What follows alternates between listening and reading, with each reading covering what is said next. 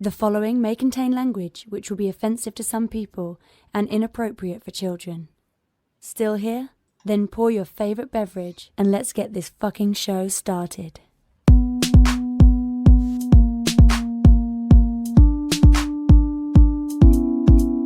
Fantastic Forum, assemble! You're watching Fantastic Forum, the premier show about comic books, and your live weekly conversation about entertainment and geek culture.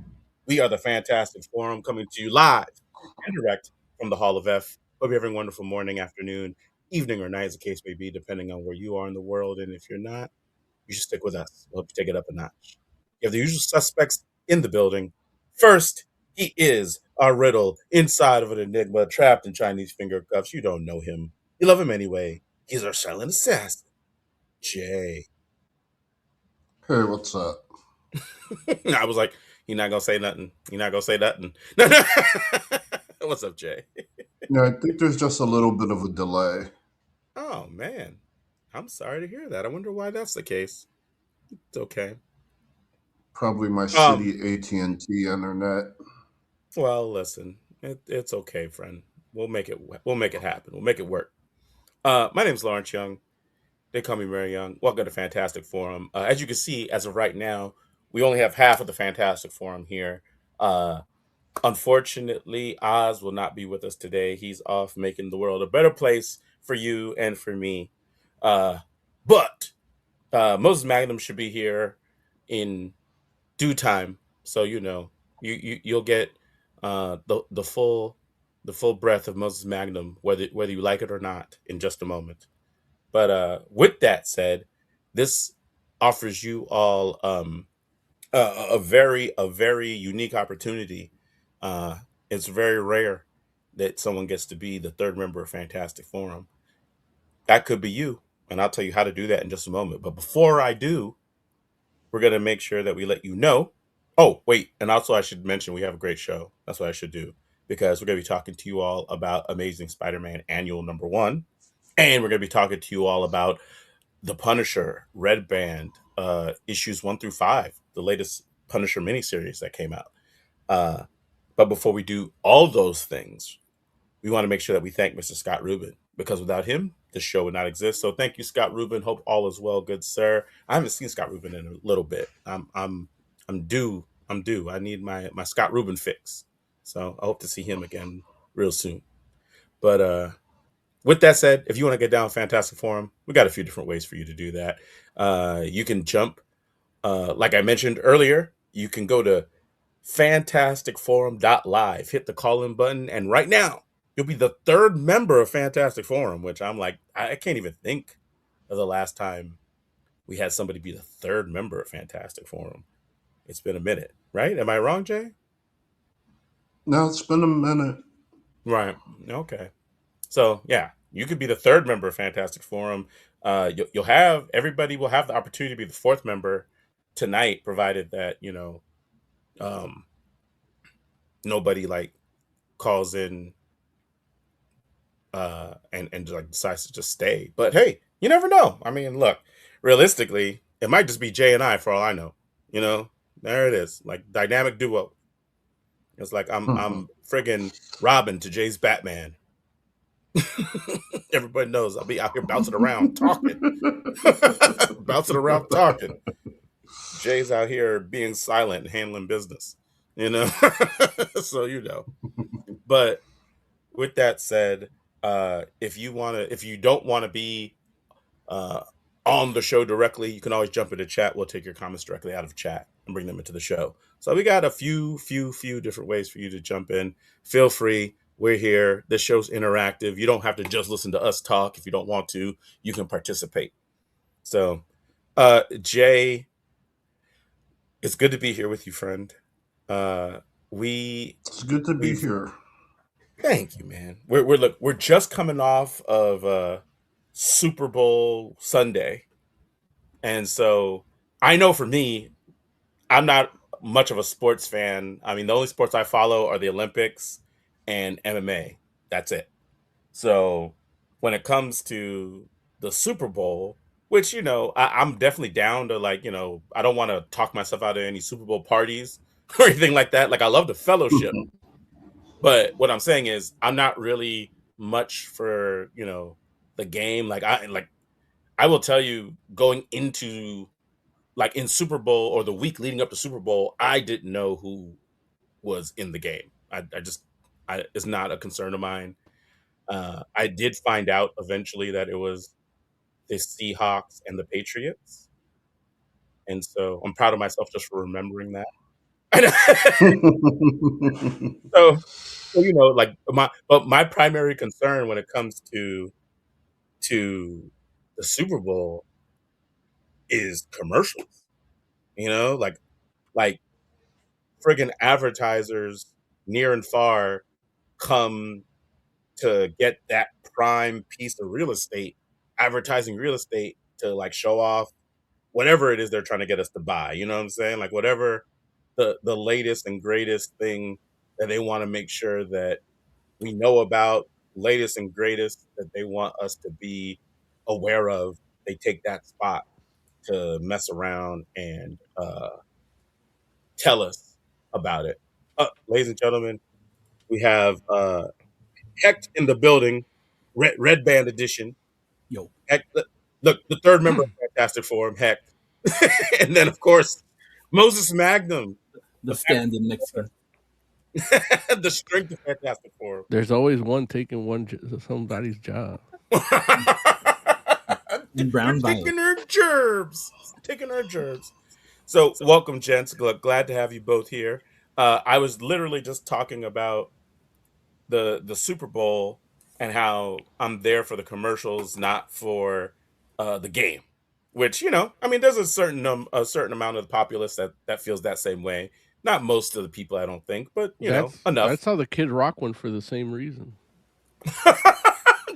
Is it for the commercials? Yeah, let's see what the commercials they had. What kind of commercials? That would be.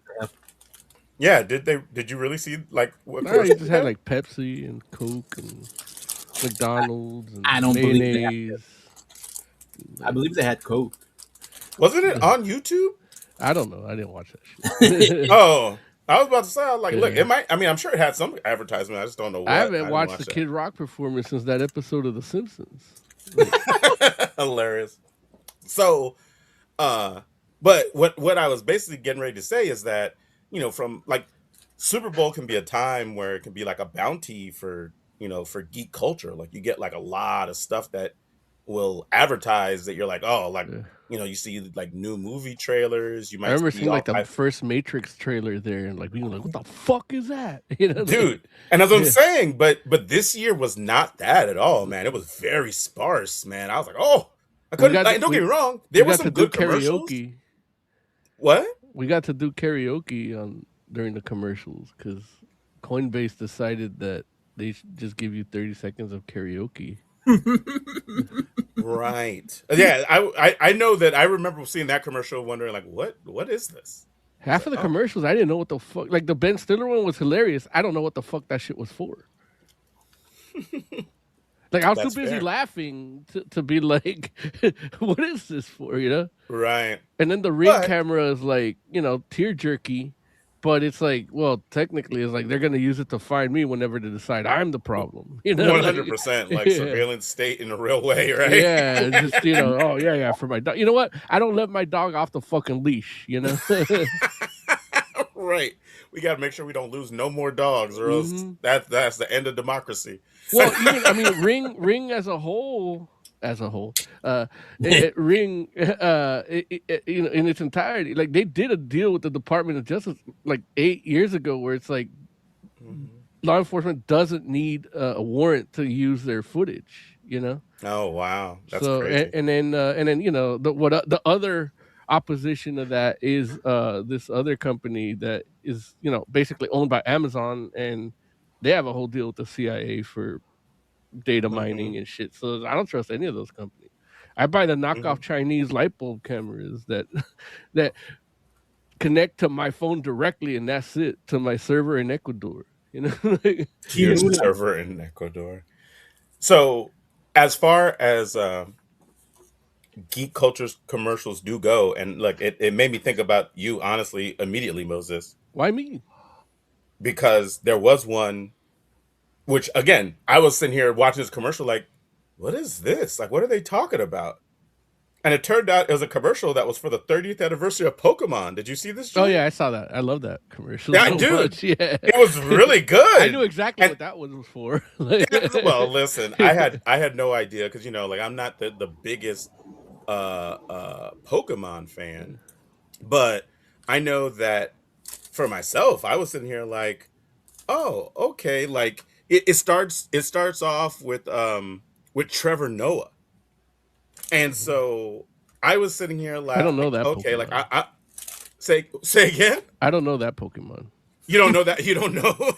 You don't know the Trevor Noah, the infamous Trevor Noah Pokemon. Maybe his unevolved version, but Yeah, Trevor Noah, of course, the former he was so host good of at the the. Grammys. Uh, oh, was he? Oh yeah, he said a joke about Trump, and everybody's like booing him. It's like, hey, it's the last year. What the fuck are you gonna do about it? But yeah, man. So this joint aired or whatnot, and I was just like, what is this? Because I'm like, and then there were other people, of course, in this commercial, which I'm like, I don't know who any of I know these who other that is. people are, because I'm not used to seeing Lady Gaga dressed down like that. That's Like, because you don't like Joanne. is that a Lady Gaga album? Yeah, that's when she started dressing down. Oh, okay. I Well, mean, technically, look, this is her dressed up now compared that's to how she was hilarious. then. Yeah.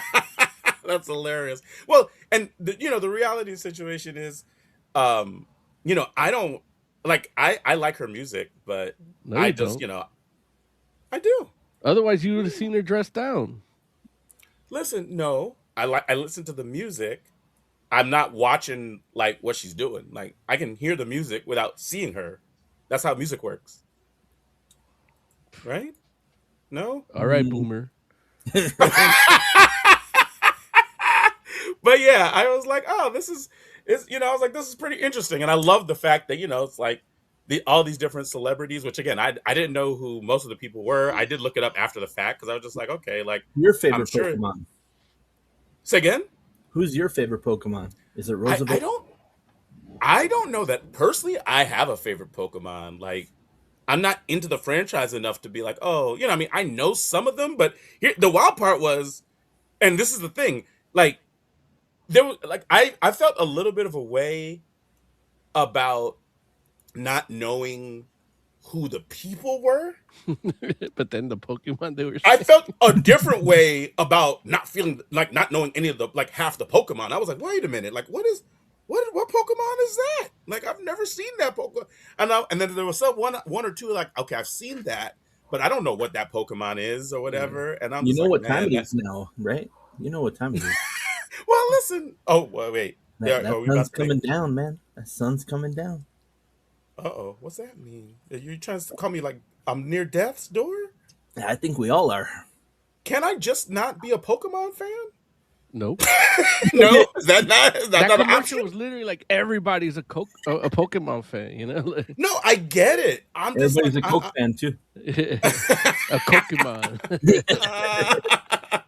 Oz is in chat. What up, Oz? Jay says, say Pikachu like all the other normies. Oh, just say Pikachu is what he's trying to say. No. I mean, I'm just being upfront where I'm like, I'm not the hugest, Pokemon fan, and I feel like that's okay. Right Like now, for me, it's Annihilate. Annihilate? Yeah. That's a new one? It's fairly new, yeah, but it's because there's like thousands, and then there's new evolutions. Remember how X-Men did those secondary mutations? So they started doing Right. other evolutions in different regions of the world. So Annihilate is one of those, and it's basically a evolution of Primate. But basically, he dies, and then it's like this just fighting ghost.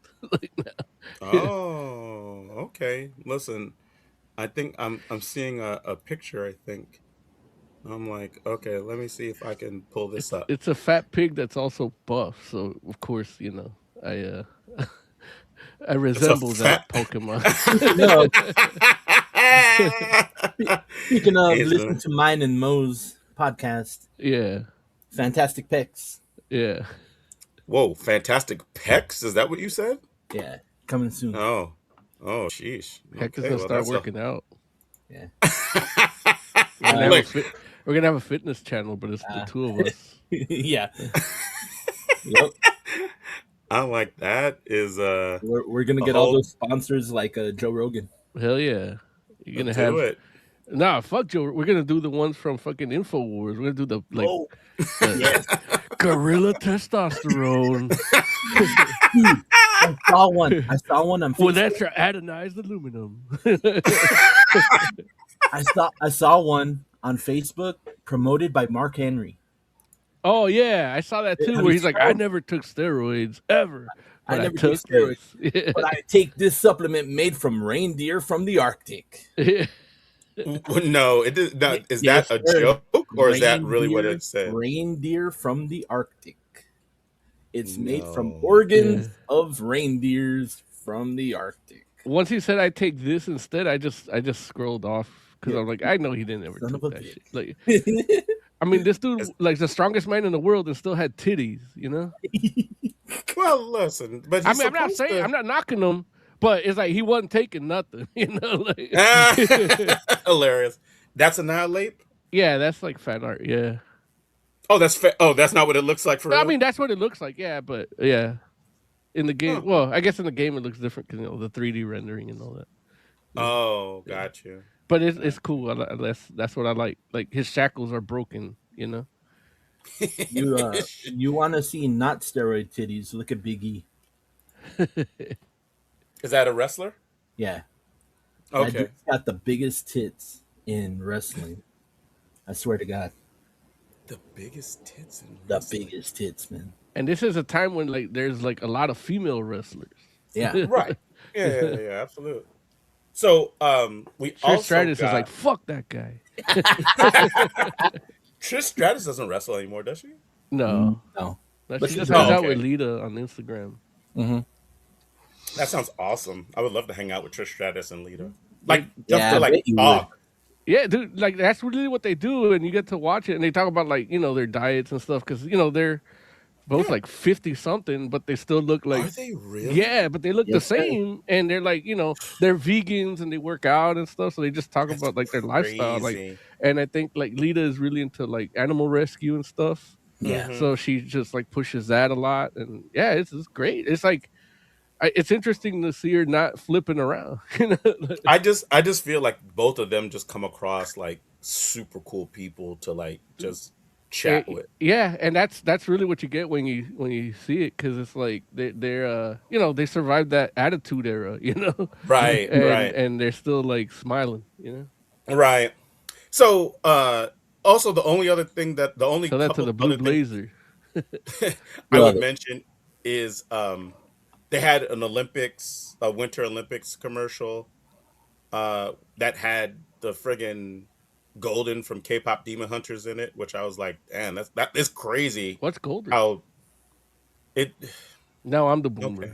Yeah. No, like you've heard that song, Roses. Oh, I never heard it. No, Okay, I know. sure. Like we talked about it at your house that day, but I still never heard it. Like, Okay, That sun's coming okay. down for all of us. You heard it because you watched the Winter Olympics commercial, so you heard it. I might have not have been there. Listen, no, and that's the thing where I mean, before I unconsciously, I actually probably heard it, but I was like no, you probably zoned out. heard Yeah. it. You just didn't know that it was K-pop Demon Hunters, which Yeah. that happened to me for a long time. Like I've been hearing this song on the radio and thinking like, oh, that's a cool tune. I don't know who that is, but Radio. man.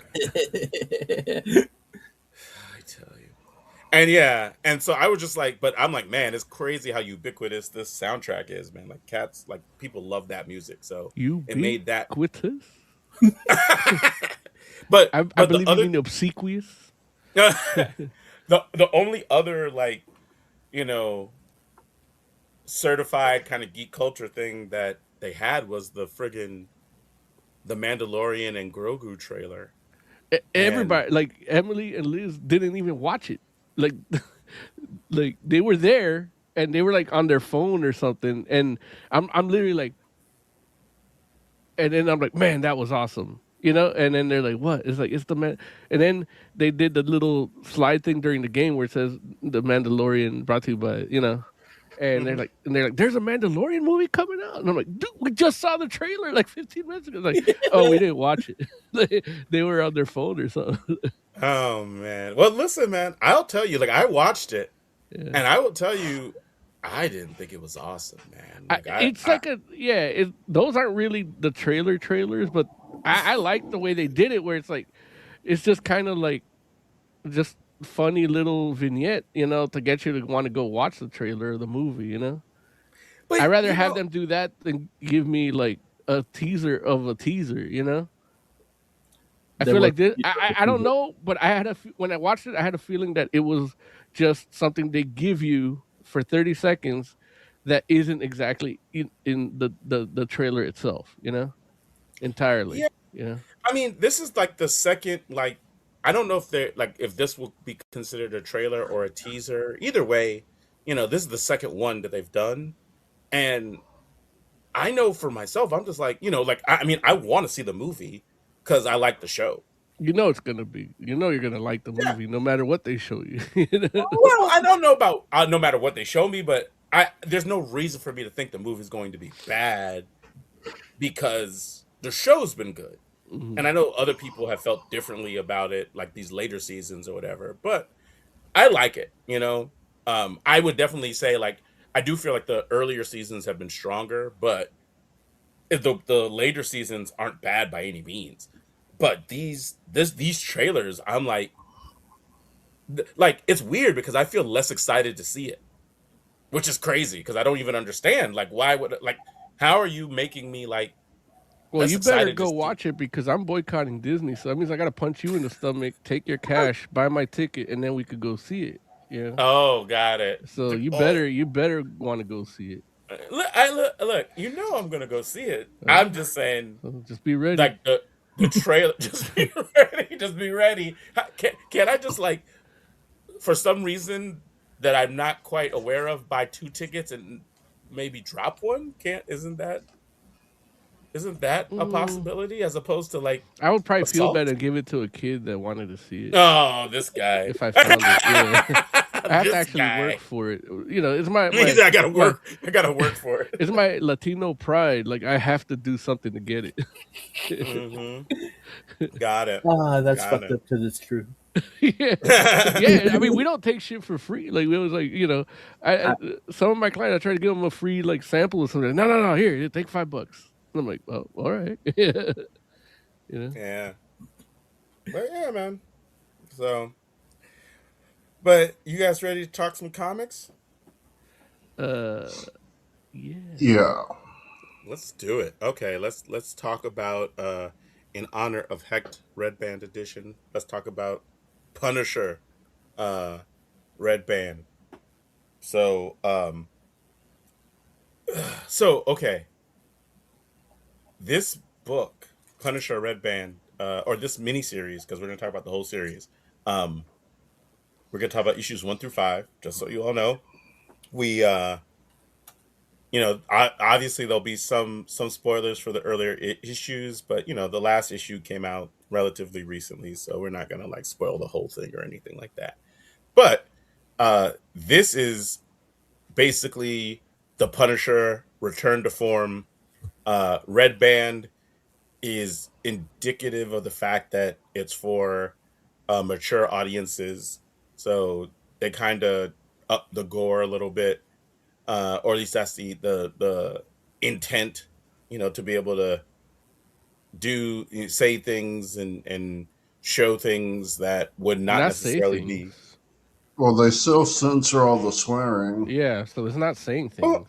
well, I'm thinking more so about uh the gore. subject matter.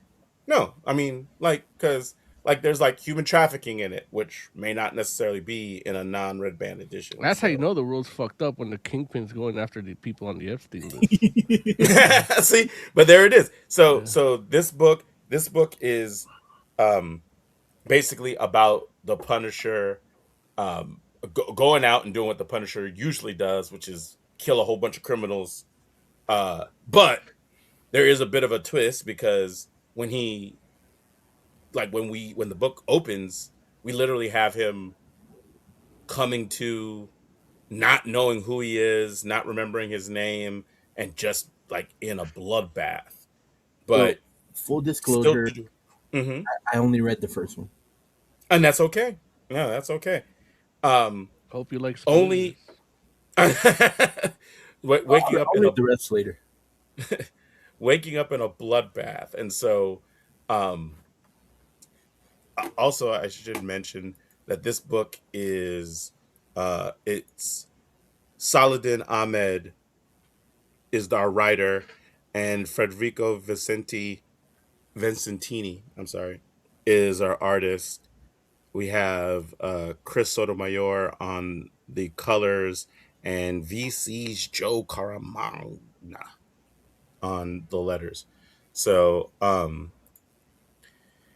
but yeah, it like we find out basically that the Punisher doesn't know who he is, what he's doing, um, or not what he's doing. He knows what he's doing because he has all his skills and all that kind of stuff.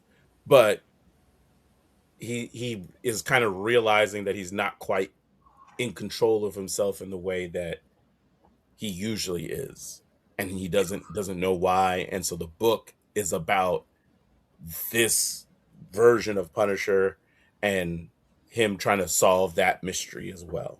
So yeah, let me start with this question for you all. Before reading this book today, like what was the last Punisher story that you all like remember actually reading for yourselves? Like, what was the last Punisher story you read? Heck, before this one. I don't know if I've ever read a Punisher story. That's fair. I mean, look, Punisher probably hasn't had like an ongoing series in like what, like a decade and a half. Yeah. No, they just had ongoing. Yeah, you're right. Ongoing, yeah. No, Yeah, they have that's like the thing, mini yeah. series. Like Punisher's in my top, I'd say my top 10, Mm-hmm. closer to 5, but not 5. But Okay. I never read them. Yeah, The I mean, movies are hit and miss with me. got and it right. The character is hit and miss with me. But Did I you watch the Dolph Lundgren movie? No, but I've been meaning to. You should. Oh, Larry hates yeah. it, but he says I don't he hates hate it. Yeah, he said like he didn't like it, but it's like meanwhile the Netflix like didn't have a skull for the whole season, and he's like, I don't like the Dolph Lundgren one because he doesn't have a skull, but he loves the Netflix series because even though there's no skull in it till The, like the the Netflix last one. episode. The Netflix one is the last one I saw. But comic wise, I don't think I've read a full story. A full story that was Punisher was the main dude. Got it. He was always Got like it. a backup dude. What about you, Jay? What's the last Punisher you read? Where he was the leader of the Hand. Okay. That was actually the last Punisher series. Like, Right. yeah. So, right. Did you read that to the end? Yeah. Dang, Okay. we got to review that.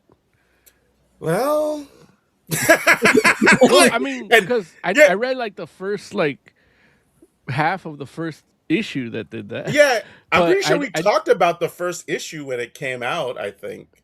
I might not have been here, but Oh, I remember it being big news because it's like, oh, they're changing the skull because right. But it, meanwhile the skull's back.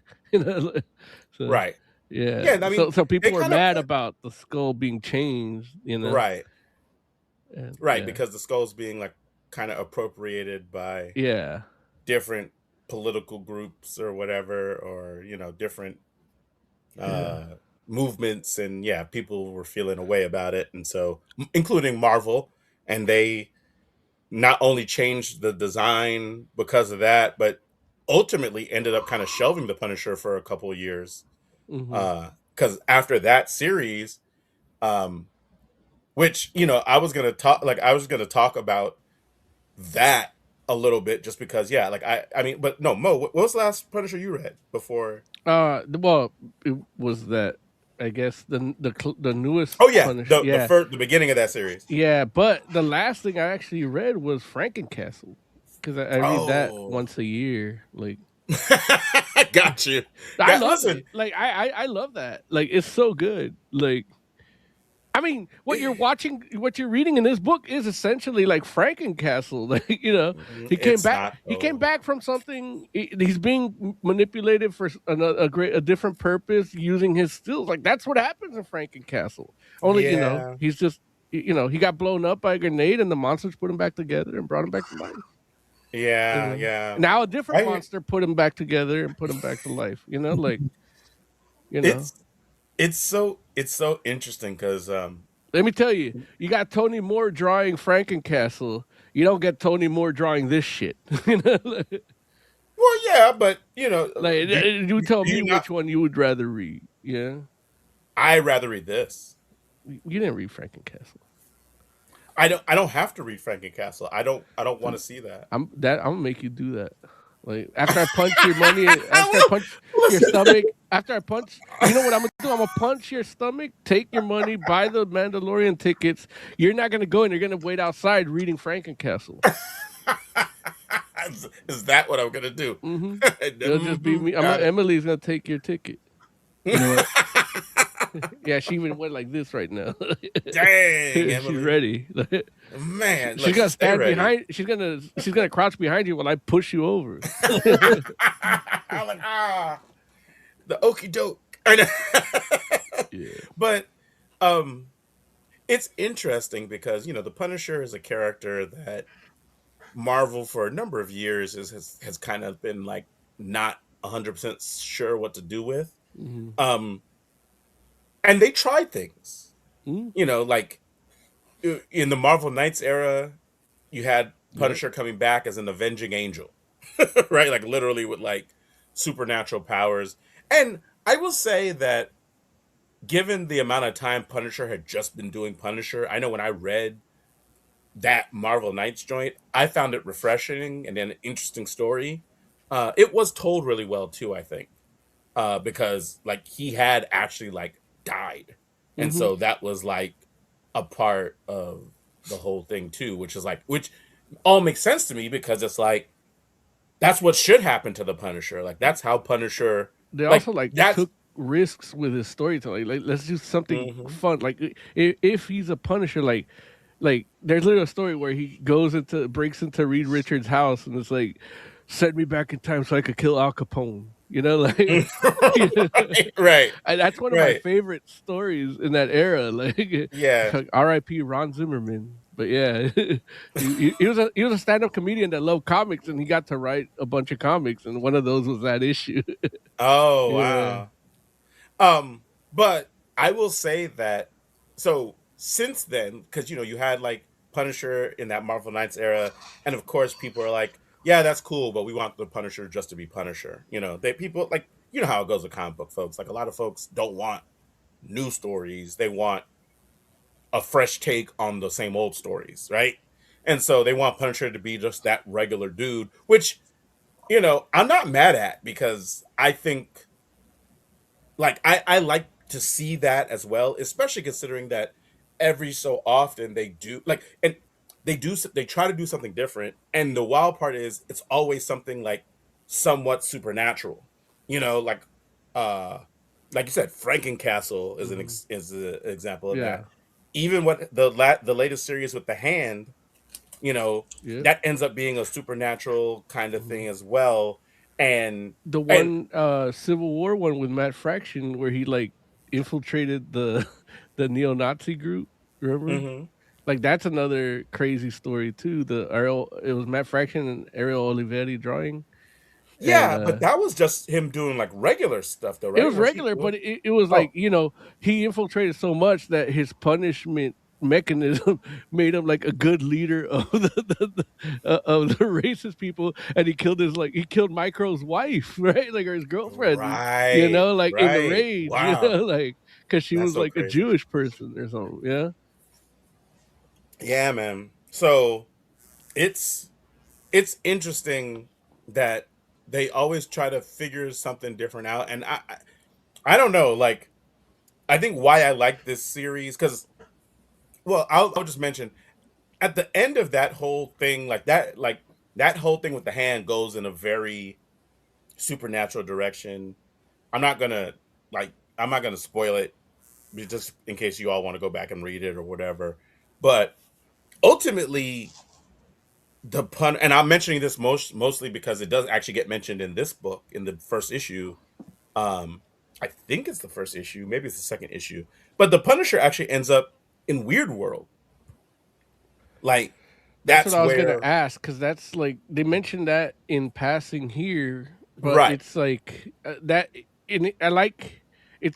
I like how they did it in the sense that it's like, okay, I know something happened, but they Hmm. didn't do the asterisk or the issue, Right. And I'm like, okay, how am I gonna find this out? And that's because there is no issue. Like Oh, the last we saw the Punisher, he was in Weird World, and then when we see him here, he's not. And they do mention like, yeah, no, like and I mean, again, these earlier issues are months old at this point, but there's a point in the story where we find out that the Punisher is being controlled by the Kingpin, mhm. and the Kingpin like has like a chip or something that's controlling him in the back of his neck or whatever. But the Kingpin mentions like, yeah, you are a waste in Weird World. I had to bring you from there and bring you here to be like my weapon or whatever. But it's like, how in the world does the Kingpin get the Punisher out of Weird World? Like I'm like, how, like I mean, I know the Kingpin has resources, but that feels like a bit much. Like who did the Kingpin get with to get somebody out of Weird World? And I'm like, I'm not mad at it because, like you said, they kind of just do it. They mention it in passing because they're like, we got to acknowledge that he wasn't here before, Right. but he's here now. And I'm like, that's good with me, you know, because it's like, I You think honestly they're gonna thought they were explore going to. that at all? I mean, I think that though, like, it seems like based on what I read, that they're going to probably do another series after this one. And Mhm. it would not surprise me if they maybe expand on how it happened, but I don't think it'll be the main focus. Like I don't think Mhm. they're gonna do like a Yeah, comic that's like all like about how the his Kingpin time got. yeah, or his time in Weird Well, World. Yeah. I thought honestly, I honestly thought after reading the last series that was what this next series was gonna be about eventually, like his time in Weird World. Um, I personally wasn't a big fan of that. I it's not what I would want to see, but that's what I thought was going to happen. And so I don't know. I mean, some how Marvel does, like they'll do a series about something that happened friggin' 15 years Yeah, ago, let totally. alone just two, like cuz I mean or Mm, three I guess at this point cuz I'm yeah. pretty sure that series ended in like 2023, I think. Shit, that's how they So, retcon half their shit. right. So, it might happen. But yeah, but listen, let me ask like Jay, what was your take on seeing like Punisher but like almost kind of like back to basics in a book like this? Oh, I enjoyed it. It was good to see him doing what he does. Like, I don't mind when they do other stuff with them. Mhm. Like, I actually enjoyed when he was leader of the hand. Yeah, But, like I mean uh-huh. no, go ahead. No, I was going to say yeah, no, I would like I was actually excited about that as well just as like a thought.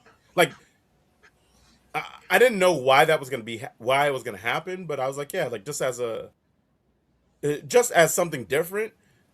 I just didn't realize it was going to be like a whole supernatural kind of thing as well, which I guess makes sense because it is the hand, right? But for some reason, I was kind of blindsided by that. Hmm. But continue what you were saying, man. Like, was there anything about it that you kind of were like hoping to be different? Um, Honestly, I went in to this with no hopes or expectations, Okay, aside from it being like more mature. got it. Um, So yeah, I basically went in. Yeah, And did did no it did it feel expectations. did it feel more mature to you? Like, do you feel like it Not earned the red band? particularly. Okay. Not really. Okay. Um, or at least I know when I think of red band, like okay, some of the torture gets a little like red bandy ish, red bandish, Ish is the Mm-hmm. big part of it, where it's like they could show more. but it's like yeah, like it doesn't feel that much different from like a yeah, I don't know. Like it doesn't feel like they took the red band as far as they could. Okay. Or at least what I think of when I think red band, it didn't go that far. Okay. What did you think, Moses? Do you feel like it could have like pushed the envelope a little further? Oh, I really think so. Yeah. For one, I mean, just the language alone, like I don't You want them the cussed? censorship. Like if you're doing red band, like don't censor it. Like like it's not I don't this isn't a book where censoring is adds to it in terms of like humor or story. Like if it was a Deadpool one and it was like Deadpool red band and it's like Mm-hmm. he's being censored, like what the fuck? Why you censor? What the fuck you censor? Like you could play with it. You don't need to censor it. It takes away like just talk like a normal person. People don't talk in asterisks and hashtag signs, when they curse. So it's like You're red band, hilarious. like just you know and yeah, even like that yeah, it's even like that, like yeah, that is still toned down. That like to me that just looks somebody with red paint on, like a skeleton with red paint on it or wax on it. It doesn't look like meat, and that's just That looks toned down to you. no, it The just doesn't look like burnt up meat. skull. It doesn't look like burnt up meat to me. Mm. It just looks like like a Halloween store skeleton that they drip wax on, like you know. And that's the thing is like, and that's just the art. Like it does. I don't see any kind of like muscle structure. Like muscle doesn't melt when it's burned; it chars like beef. Like it Yeah. should be looking more like a burnt hamburger than Mm. than something dipped in wax. Why isn't there an eye? And either way, but it's like, yeah, that too, heck. But it's still like that. It's just art. It's not really. It's not real. Like it's not a photograph. Like it's just, Mm-hmm. if it was black and white, we wouldn't know what the fuck it was. Like so. It's like you're not pushing the envelope, and that's what I don't like about this red band thing, where it's like, okay, there's just more blood on the page. That's what Mm-hmm. changes it. And it's like you don't need a cellophane, like you don't need a cellophane wrapper for that shit. Like it's not like they're asking for ID when you're a kid at the comic book store buying it. It's not like you're buying fucking Playboy. So Or is it? it's not. Trust me. I bought Playboy as a kid, and I bought comics that had all it is a waste of fucking plastic, and it's a waste of resources, shitting on the environment. That's all it is. Because you got you got the regular version and then the red band version, and it's like there's nothing really separating the two. Okay. What do you think, Heck? Did it like? Do you feel like it like earned a red band title? Yes, yes, yeah. Because I don't think it's a Disney company, so like you got to see Hmm. this in the Disney scope. Warner Yeah, yeah. Brothers had Vertigo, and there's like people fucking, and they don't put it behind plastic or call it red band. They just call it Vertigo. But it's Yeah. not. It's not. They Disney. make Yeah. Bugs Bunny. Yeah. They make Bugs Bunny. Yeah, like Stuff Bugs Mickey Bunny. Mouse, Bugs Bunny. What's the fucking difference? You know? The Listen, I'm gonna have to agree with Hecht here, just because I feel like like I it's think just you're. when Wolverine's Revenge came out, Mm-hmm. that it had the regular and then it had the red band. It's the same thing. Did it Yeah. necessitate red band? No, Debatable. Like no. it's more gory, but depending who's drawing it, it's either realistic or it's artistic liberties, like I I Shardman. think you have to look at it in regards to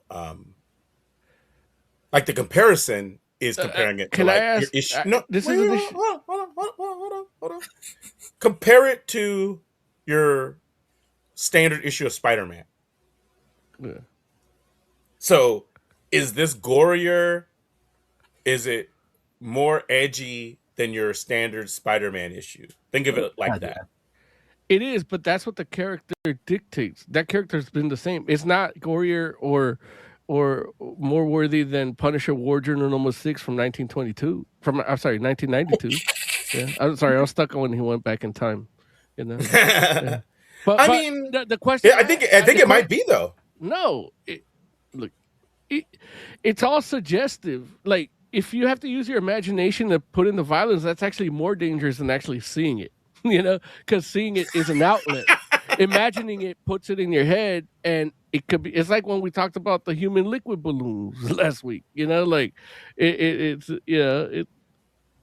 when you say human liquid instead of piss, you think different than if you just say piss. You know, No, I hear that, and so you're right. the question I want to ask is similar to your question that you just asked, but I asked it for Jay. Jay, like, what's the difference between a PG-13 movie and R? Like, what would dictate that rating? Language, violence, blood. Normally you get more blood in an R-rated film. Yeah, maybe some nudity or sex. Right. Yeah. So, do you feel like this was really like a truly R book? Um.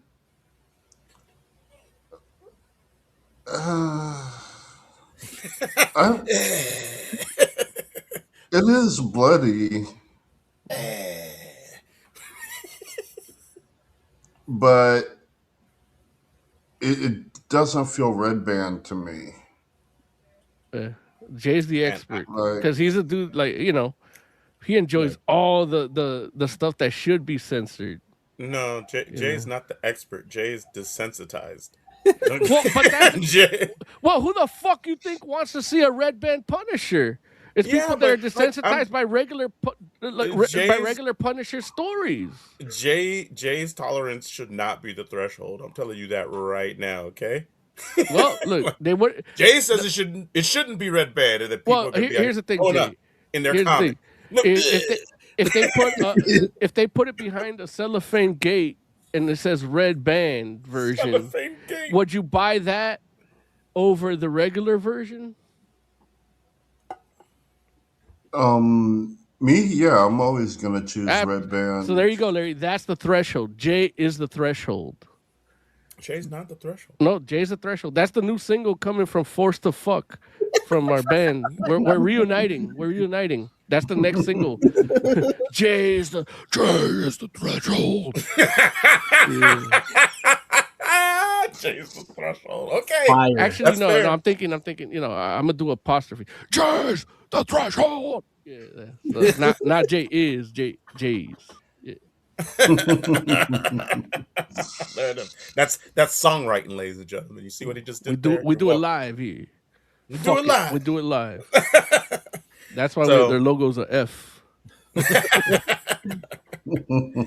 Yeah, man. So Mo, you talked about you made a comparison between Frankencastle and the art there and the art here in this book. How'd you feel about the art, Mo? It serves its purpose, but it's not even like, again, for a red band book, it's not even that gritty looking. Like, I grew up on Vertigo. You know what I mean? So it's like I Yeah, can, and heavy metal magazines. Like, I yeah. literally just read a book. I couldn't sleep like 3 days ago. I read a book called Anima, and it's Hmm. literally like a ballpoint pen drawn book about a naked lady fighting snakes and shit in the jungle. And like you talk about Red Band.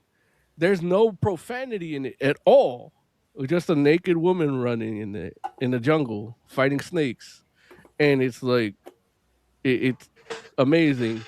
And I don't feel is even Red Band, but you don't What? get that here. The Wait, art, what? well, the artwork there is great. This artwork isn't that, And when you talk about like Tony Really? Moore, Wow. yeah, no, dude, like the the detective person with the flat top, like, is that a woman or a man? No, that's Grace Jones. It's absolutely a woman. Grace Jones from Yeah, Conan? it looks like. Yeah, it looks just like Grace Jones. You didn't notice that? I mean, yeah, I mean, I noticed that, but I'm like, I don't know if that's what I'm supposed to be. Like, I mean, It has to be. It look. looks too much like Grace Jones to not be Grace Well, Jones. Like, there's scenes where it's weird, like I don't know, like I know she wears a vest to work, but not a bulletproof vest. So yeah, she's a yeah, detective. yeah. So I don't, yeah, that's all fine and dandy. I don't know if she knows the difference between persecution and prosecution, but yeah, that's a Wait, what? Prostitution. What does that mean? well. There's a scene in there where like he wants to kill Tombstone, and he's like, no, wait, it's the court's job to persecute him. It's like, what do you mean? The court can't persecute people. Oh, did it? Does it say Yeah, persecute? I have it right here. I'll share. I'll share. Let me share Oh the yeah, the share tab. it. Hold on. Let me see. Did Oh I? man, I didn't look. I didn't Yeah. even catch that. And Let's that is a see. big difference. You're right. Yeah. So again, hold on. Let me see if I can share In the here. meantime, what you call it? Oh no, you don't need to see me. You want to see this? There it is. I But got. Enhance. this is no. This is just so you can see the character. So yeah, look, this is Grace Jones. Like, like that is definitely a woman. Like, and I know there's like another. I may not have the other panel, but there's another panel where she's like walking next to the folks, and I was just like, oh, like yeah, man, she is just like a giant woman. You didn't like Which the you know, art? I I was. thought it was great. I thought it was okay. It's just not. You know. Again, I had issues with it just being. How do you say? Damn, Larry, you cut me off. Or- No, Oh no, no, my you're my there. screen's there. Okay, sorry. No, I couldn't find my screen on the thing, but I Oh, can. okay. No, you're good, Yeah, man. yeah, no. So yeah, it just wasn't. It didn't blow me away, but it was good. It was serviceable, and I mean, the when Punisher skull is prominent, it looks fucking good. Like there's a page I wish I would have taken uh a screenshot of that. I was like, man, I want that Punisher skull tattoo, like in that configuration, because it's like the belt thing is the bottom teeth, so there's like a Oh jaw, yeah, so it's I like got it's like a that. full skull almost, and it's very subtle. So it was well done art, but for me, it's more about Larry's hate for Frankencastle. So making, I mean, if Tony Moore, like if this page looked like the early like issues of fucking Walking Dead with color, like who would not rather? You could know exactly how non-binary this character is. You know. That's hilarious. Yeah. But yeah, right here in this bottom left panel, she says for them to persecute. Yeah, Yeah, that's wild. yeah. So I don't know if that's an editorial thing or it meant that like or because that's the thing about Punisher books too, where it's like uh how do you say sorry, I stopped sharing. Oh, Yeah. Part of the that's why they can't really they have issues using Punisher because he's a commentary character, like yeah. he's a reflection of the darkest part of our society, and it's our need for law and order, but it's also the fear of not having anybody to protect us. That's people that have big, German Shepherd dogs and shit. Like they want to be, they want a loud bark if there's somebody, breaking into your yard. So and that's what Right. Punisher represents. It's our sense of security that's willing to do what we don't want to, or what we're Right. afraid to, and it is like, we as a country, as a society, we were willing to give up our rights for that, and that's what Right. Punisher represents. And a lot of people don't get that, specifically with those with badges, but but that's it, it should be something to learn from. And this book does do that tale where it's like, okay, that's who you're gonna manipulate. A dude like the Kingpin can manipulate a dude like that, then you have a different problem, Mm-hmm. And yeah, I didn't like how Tombstone was utilized in here. Like we didn't really Didn't need you? we didn't really need him. Like he's inconsequential to this whole story. Like this whole story could have just happened without I would Tombstone in it. disagree. Yeah, I would I mean you disagree. See, can. Yeah, yeah, but just real quick, this is what you were talking about with it's or at one least of it's them. not it's not the Yeah, best picture of it because I'm sure yeah. there's a better one like later in the issues, but you can at least see that the belt Mm-hmm. kind of makes Yeah, like the bottom teeth makes like here. the jaw like a big beefy jaw. And then so there's a scene where he doesn't have the jacket, the coat, and he's like leaning over. So it's actually the warping of it that gives it like an interesting shape where it's like, if I get that as a tattoo, like you couldn't tell it's a Punisher tattoo. It's just a skull, Mm-hmm. But if like you read the comic, you're like, oh shit, that's from that page of issue 3, Right, you know. right. So Also, too, I should mention that um that like something I liked about this art is that like you talked about the beefiness of the skull, but also like the Punisher himself is beefy in yeah. this. Like he's drawn like a big guy, like like not huge, hmm but just more like solid. And I hmm love that version of Punisher. Like especially like Uh, I like it's almost like this version in this book is almost kind of like reminiscent of um a lot of well, I mean, I won't say a lot, but I guess the times that Punisher has been represented in video games. yeah. It's almost like that, where it's like a stockier, more muscular version, and then with like the white boots and the hmm white gloves. Like Oh I yeah, I like love that. that Yeah. version of Punisher because like a classic Punisher is technically more of like the skin tight like all black with just the hmm skull. And Yeah. like I won't like I'm not gonna like knock that. Like it's not the classic Punisher. Yeah. Like that is like or it's OG Punisher, I guess you should Yeah. say. But for me and my money, what I would prefer to see is, like that version of like a Punisher that looks intimidating where I'm like, okay, like you could understand why a gang of criminals might see Yeah. this guy and like take a beat before they're like, You what? gotta Like read. who? You gotta read Becky Cloonan's run on Punisher. Oh, I don't know that I've read that. Yeah, it's Steve Dillon drawing it, Oh, and so good. I think the series. I don't think she finished it because Mm-hmm. Steve Dillon died while like finishing issue 7 or something. So I don't think like I don't Oh, think she wow. wanted to keep going after No, I could totally So, imagine why you would be like, no, thank you. but Yeah, she's a great artist, but she had Steve Dillon drawing what she was writing, and that yeah, book really like it kind of has that like classic look with the white boots, but it has the coat over it as yeah. well, I love that. and it's all about the I'm all for that. silhouette. Like they I think in like 4 issues, Frank doesn't say anything.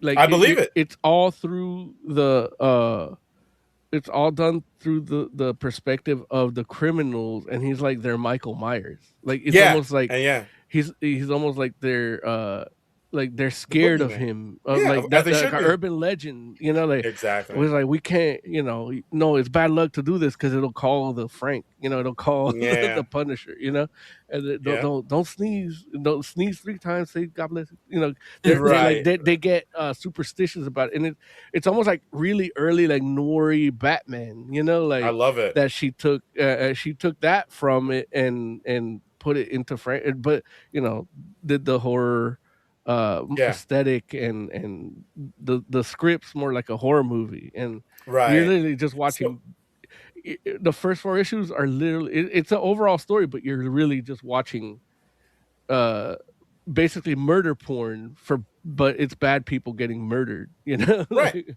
Right. Uh Jay, I know you gotta Real dip out of quick, here. Yeah, yeah, yeah. Please go ahead. Tell us yeah, I what you gotta think of go. yeah, tell us what you Um, think of this and give us a quick thought, your quick thoughts on Amazing Spider-Man Annual #1. Punisher Red Band, I would give it a 4 out of 5. Even though it didn't really earn the red band, it was still an enjoyable read Mm-hmm. with decent art. I enjoyed it. Cool. Spider-Man Annual, I would give that like a 3. It was kind of meh, but I liked the villain. Screwball? Yeah. Okay. Just double checking. Cool, man. Jay, before you go, check out Spider-Man Torn. Okay. It's by J. Michael Straczynski. It's pretty All good. I right, think I'll they're. check I don't know that how many out. issues there are, but they should be. If everything comes out on time, they should be on like 5 or 6 by now. Yeah, I think they are up to 5. Yeah. All right.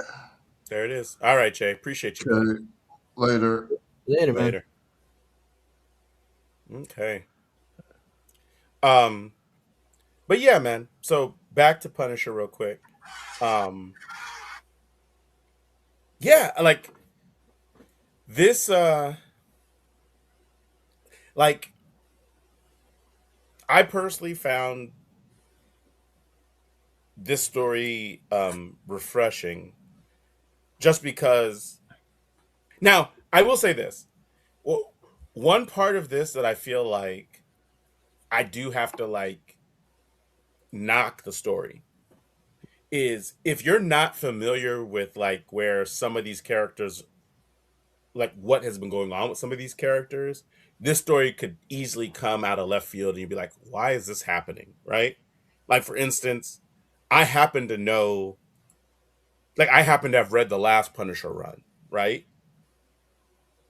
Um so like while that doesn't necessarily help me because it's not like it's like telling me like how he got from Weird World to here.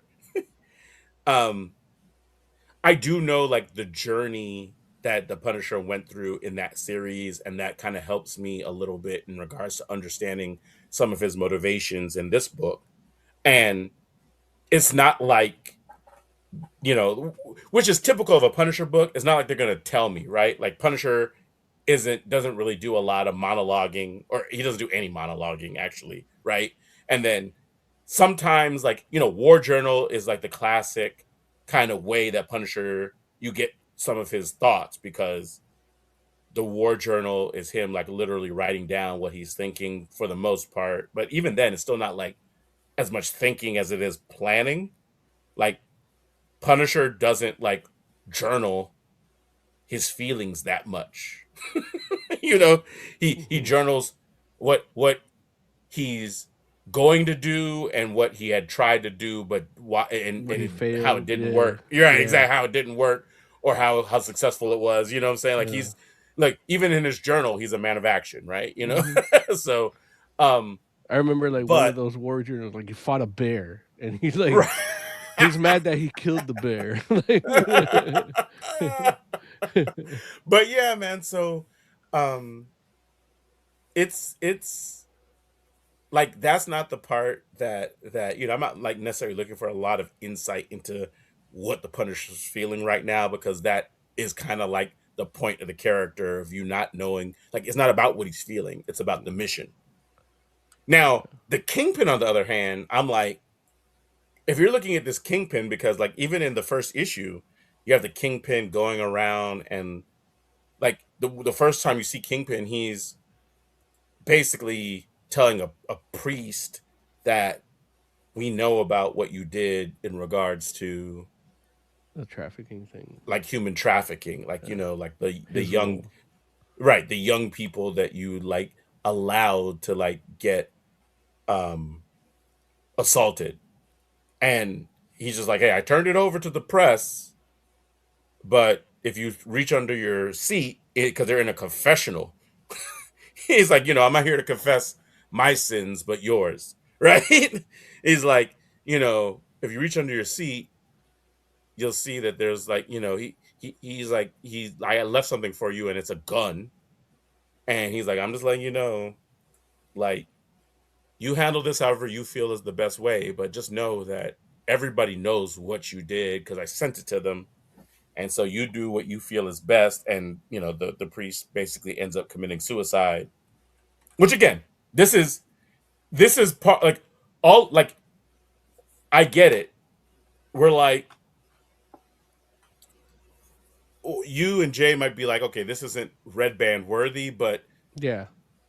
you're not going to get that in Amazing Spider-Man. Well, yeah. They'll do it the differently. priest sex trafficking Yeah. ring. You'll do it differently. With It'll the be priest like committing torment, suicide inside Yeah. of a confessional booth, like that Yeah. joint's not gonna happen. And it's But like, again, if they don't while I show get his it, like it's brains, not a like, titty. Yeah. I get it, Well, no like, brains, but like, yeah. no, But they didn't show I'm just anything. saying, no, but the subject matter is like literally like, and that's what I'm trying to like. What the Yeah. case I'm making, where I'm just Yeah. like priests killing themselves because they're doing sex Right. trafficking. But here's the thing: is that if you don't buy the Red Band version, like, is that not in it? No. What I'm saying, there's no alternate version to this, as far as I know. No, that's the whole point with Red Band. You could buy the regular one or a Red Band version. There's See, no, I don't. There's no regular version. For I'm the gonna Red go to Band, the comic. they showed Babe, I'm gonna have to go to the comic book store tomorrow, but but I'm gonna go and double check because I think Double check, yeah, because I might be that's wrong. what happened with everything that I've seen that has been Red Band. There's a regular version and a Red Band version. Like I literally I reviewed. Oh wait, I didn't post that video. I reviewed the Wolverine's Revenge regular and Yeah. Red Band. and there Right. were differences. Yeah, but Yeah, mainly like I know, and that's the fair. color Like red. and that's definitely worth talking, because I as far as I knew, I thought this was only Red Band and that was it. But I could be wrong about that. And if I am, I would love to know that. Well, that's if it is the case that there's only this version, then okay, I'm okay with the Red Band. I don't think they should call that imprint Red Band. Like, just I think Red Band might be a way to do it still in continuity to the main universe. So I get it. Like, they don't want to call it Max or Marvel Knights, but I thought even Marvel Knights was kind of that, where it's like it's just those stories done. They're still in continuity to a degree, but just darker. They're all story. continuity as far as I know. Like, yeah, but we'll see. We'll figure. Yeah, it out. but For what all I we will know, say, Marvel Knights might be called Red Band now. Yeah. that's no, but trust me, like there things have changed. Like, there's obviously like people that feel differently about what is and isn't appropriate. Well, even just the Ultimate Universe now, like the Ultimate Universe means different now than it did when it came out. It's true. You're And absolutely it's right. so Like, good. Ultimate Universe was meant to be edgy, Yeah. and now it's like, no, it's not about edginess. It's just about a different reality. Yeah, and it's so Right. No, it is like, yeah, current Ultimate Universe stuff is actually really great. fucking But Wolverine Winter Soldier, like, yeah, dude, yeah, so yeah. crazy. No, you're absolutely right, man. But yeah, but I know that you have brought up Tombstone, and for me, I'm like, the depiction of Tombstone in this book is actually really interesting. Like, not only is he much more vicious than we've seen him in a lot of other books, because he's literally dismembering people like piece by piece, right? Mm-hmm. While they're alive, mind you. It's not like, Mm-hmm. you're not chopping people up after he kills Yeah. them. He's like chopping them up piece by piece while they're alive. Yeah, That's but you don't But get, but you don't see it. you do No, see you it. do. You literally chops that guy's arm off, like in One panels. arm. Yeah. how many pieces you want him to chop off? Yeah, man. I I mean, want you to take a you lick. get multiple later. Yeah. Oh, your blood sugar is high. But the reason why um I feel like he's integral to the story, because you're right, like he's not a main player. I'll give Yeah. you that. The main players in this story are the Punisher and the Kingpin. And But micro. I mean, no, see, look, I can't give it to Micro. Micro is the same way that King that um is in the same category as Tombstone, in the sense that Well, Tomb, well, go ahead. Tombstone is a means to the end for the Kingpin. Like like Micro and Tombstone, even Punisher to a degree, are pawns up Yeah, until a certain point. Like yeah. Punisher breaks the control, and now he's not a pawn anymore. But the whole thing is that he's using Punisher to start this gang war. And Tombstone is like, while Punisher's the catalyst, Tombstone is like the agent that begins the gang war, because Hmm. it's his boat His reaction is what? Yeah, exactly, like yeah. his I get boat it. is Smoking with my shit. whole like Punisher's the spark, but Yeah. Tombstone's the flame. He's the Tinder. Yeah, You- right, Yeah. sure, yeah. And it's just like there is no, and the whole thing is like Kingpin is trying to eradicate as many gangsters as he can, and how he's doing that is by sparking this gang war. Which, Mhm. again, this is what I'm saying. Like, this is part of the, like, I'm happy to be able to read it and just be like, okay, like if I didn't know anything, I could just take it for what it is. Yeah, But I would totally be like, why is Kingpin acting like this? Because this is not how Kingpin normally acts. Like, he's at least in the way that if he's trying to like take control of the underworld, like the criminal underworld, yeah, it's like, okay, I'll give you that, and maybe he's trying to get his spot, like reassert his spot as like the Kingpin, but he's not saying that. So it feels a little bit different. And then like the priest doesn't play into that at all. hmm, And so, but what some people may not know is, and I will even say probably most people wouldn't know, right? Because if you're not reading Daredevil, yeah. you don't know that like the Kingpin got possessed by a demon, and Daredevil helped exorcise the demon that Kingpin was possessed by, right? And after that, the Kingpin was like, "Oh, like I'm just so happy that I'm not possessed by this demon anymore. I'm gonna devote my life to God, and like make things, like I'm gonna make things better. I'm gonna make the world better than I found it." But the Kingpin is still the Kingpin. So when the Kingpin's like, I'm gonna devote my life to making the world better than I found it, Yeah, this is what he does. Like, yeah, this feels like, oh, I'm gonna kill all of these like terrible people in New York and make sure that New York is like a good place now. yeah. So he's making priests commit suicide, and he's starting gang wars so that the gangsters can all kill themselves or kill each other. So that he's like, New York's gonna be a better place after I help murder all these people. you know, It's better because he's than still running for Kingpin. It's better than running for office and claiming to drain the swamp. Which Kingpin tried already. Well, he did. Yeah. Right, exactly. Kingpin was the mayor of New York, right? What Exactly. if what if Trump read like those comics? Is like, you know what? I am gonna run for president. So there it is. Because that was It his was, it like was whole that was even in the TV show, like that was his his whole you his know whole shtick. He's like, well, shtick. I'm gonna make Yeah, New York. I'm gonna make New York great again. vigilante free. Yeah, Right. So you know. And So yeah, he but was gonna call it NYGA. I don't know what that means. Yeah, me neither. I know. like I'm like, I don't know. Niga. Oh, geez, let's not do that. Let's Hey, not do. Hey, again, hey, no, I hey. censor myself, but your brain does the hard work. So yeah, man, it's but like so I could totally see somebody reading this book and just being like, why is the Kingpin acting like this? And I don't think they would be wrong for that. And they don't make any mention of that inside of this book.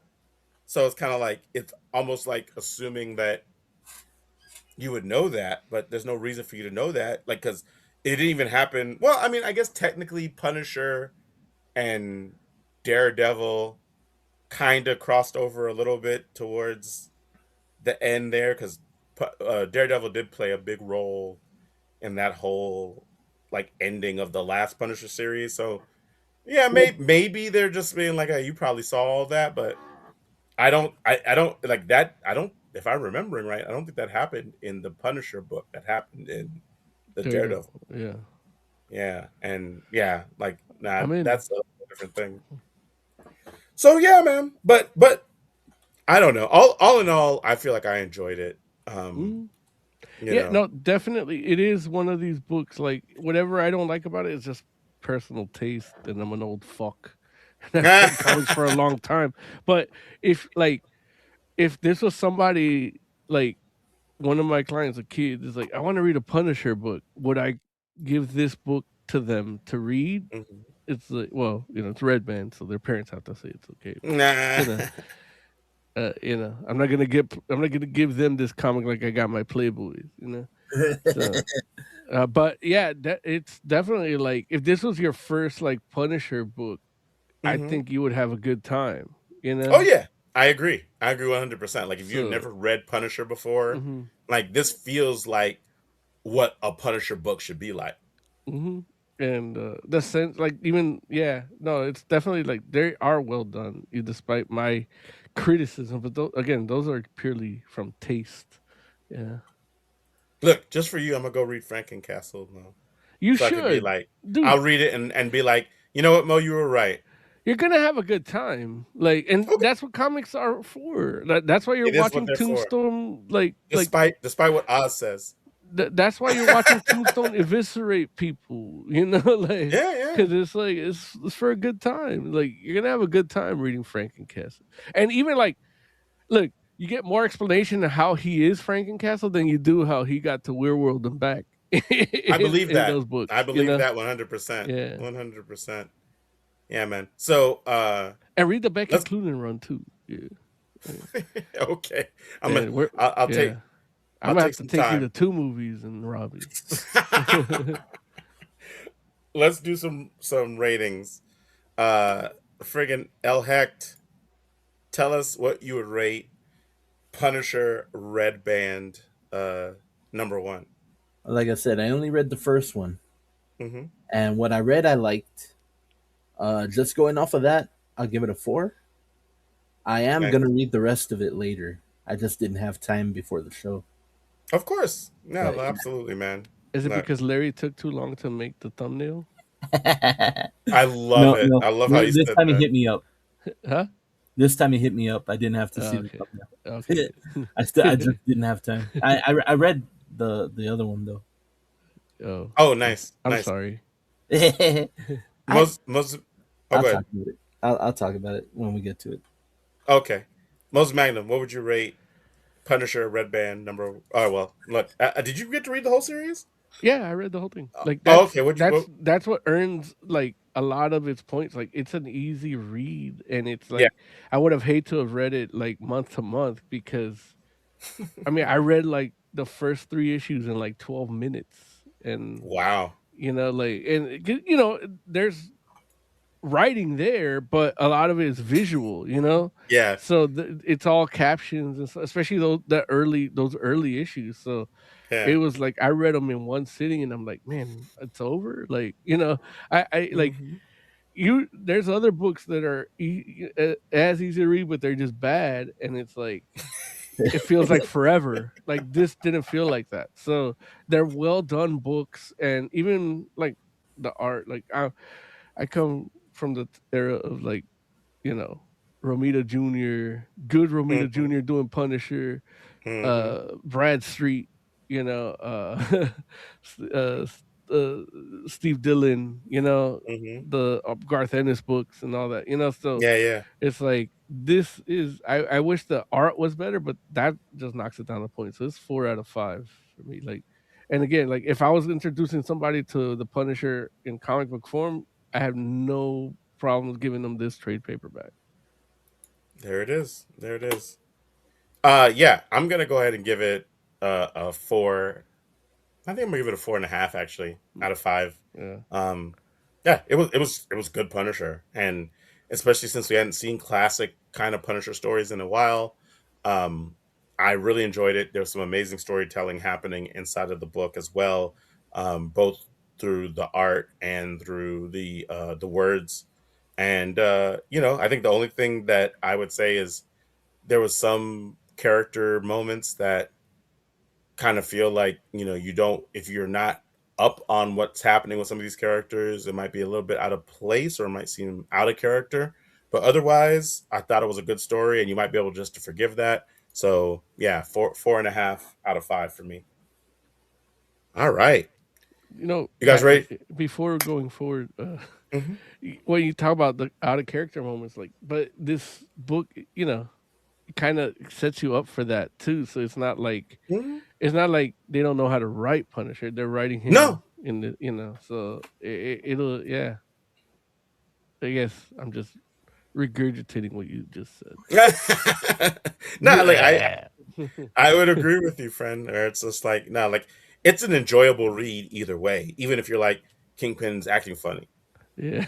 still enjoyable, and it's like what he's trying to do. You just I don't like know that they showed necessarily him why. naked Huh? Yeah, they got like a whole because it's flagellation like scene. he's a white, he's white fucking Mark Henry, you know.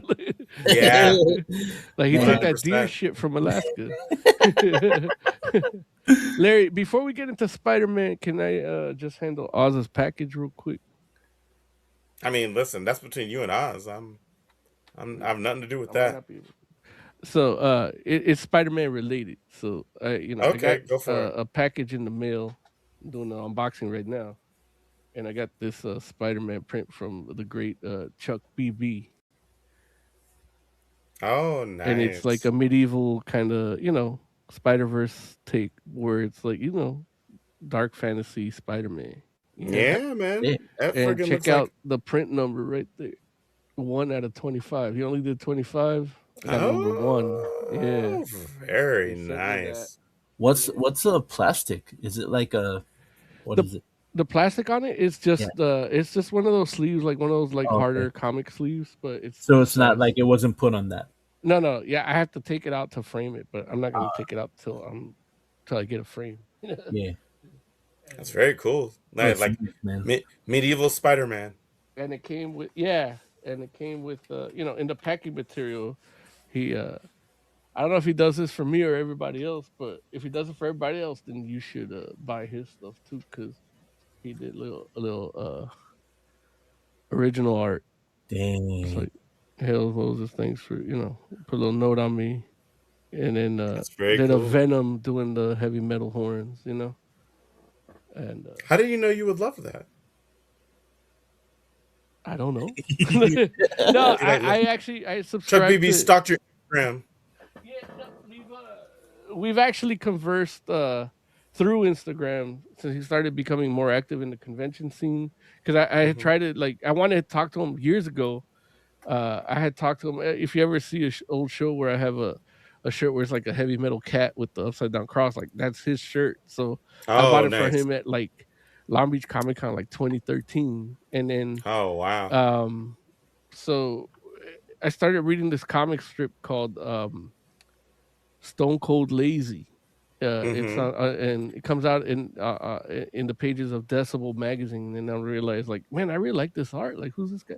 And I realized, oh, it's the dude that did the comic book Black Metal. And Hmm. it's like, I love this dude. So I reached out to him, and then he happened to be at LA Comic Con last year. So there's a video of my interview up here somewhere if you want to check that out. And we literally just talked, and then he's like, yeah, I just gotten back into this scene again, and he's selling prints and stuff. So he does works on a piece of art for like a month. Takes him a month to Mm-hmm. design everything, and then he sells it.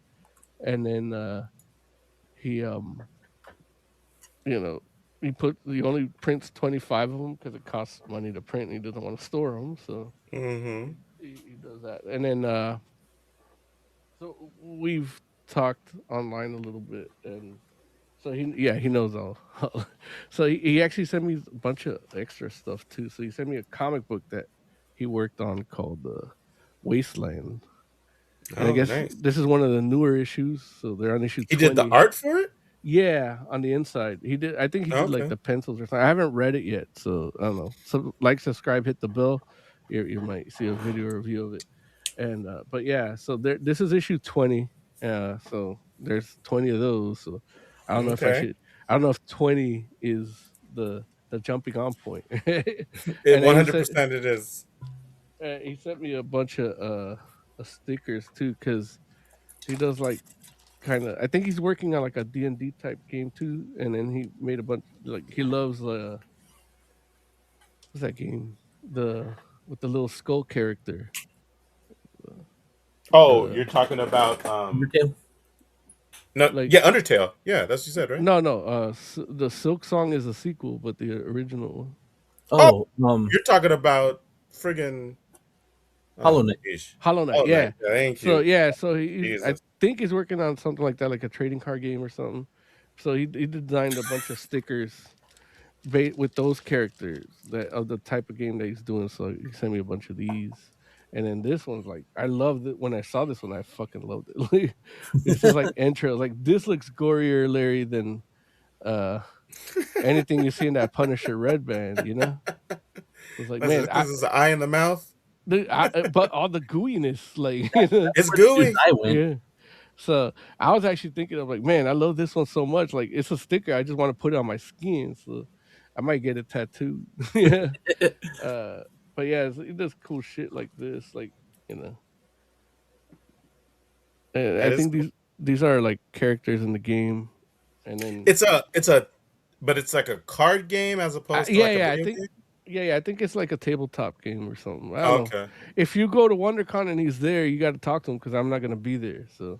Mm-mm. But and then I ain't talking to him. he I'll gave be. me a sticker that he made, a drawing of his dog as a Oh, his little dog ghost. died.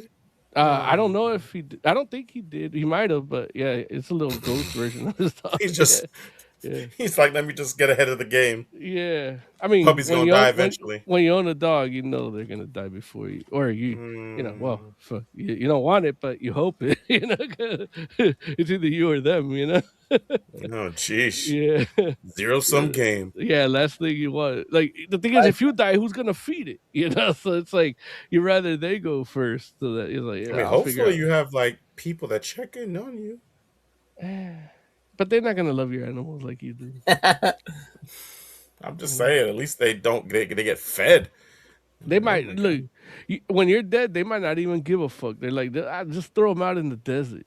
You know, they'll Damn. figure it out. Who, your family?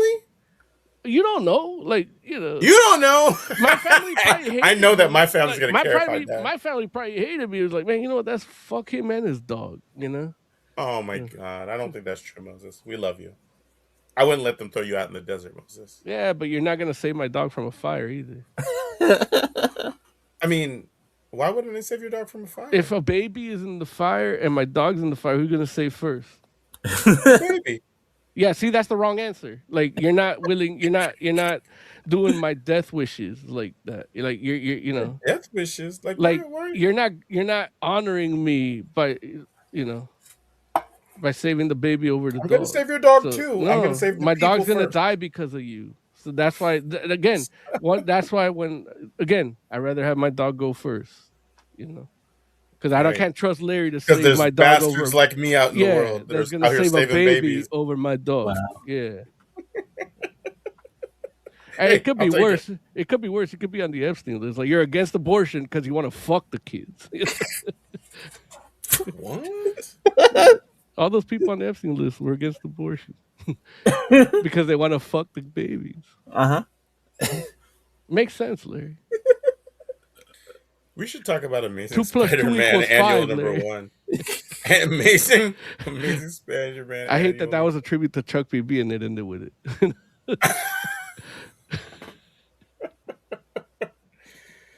Amazing Luckily, we edit Spider. this show after. huh.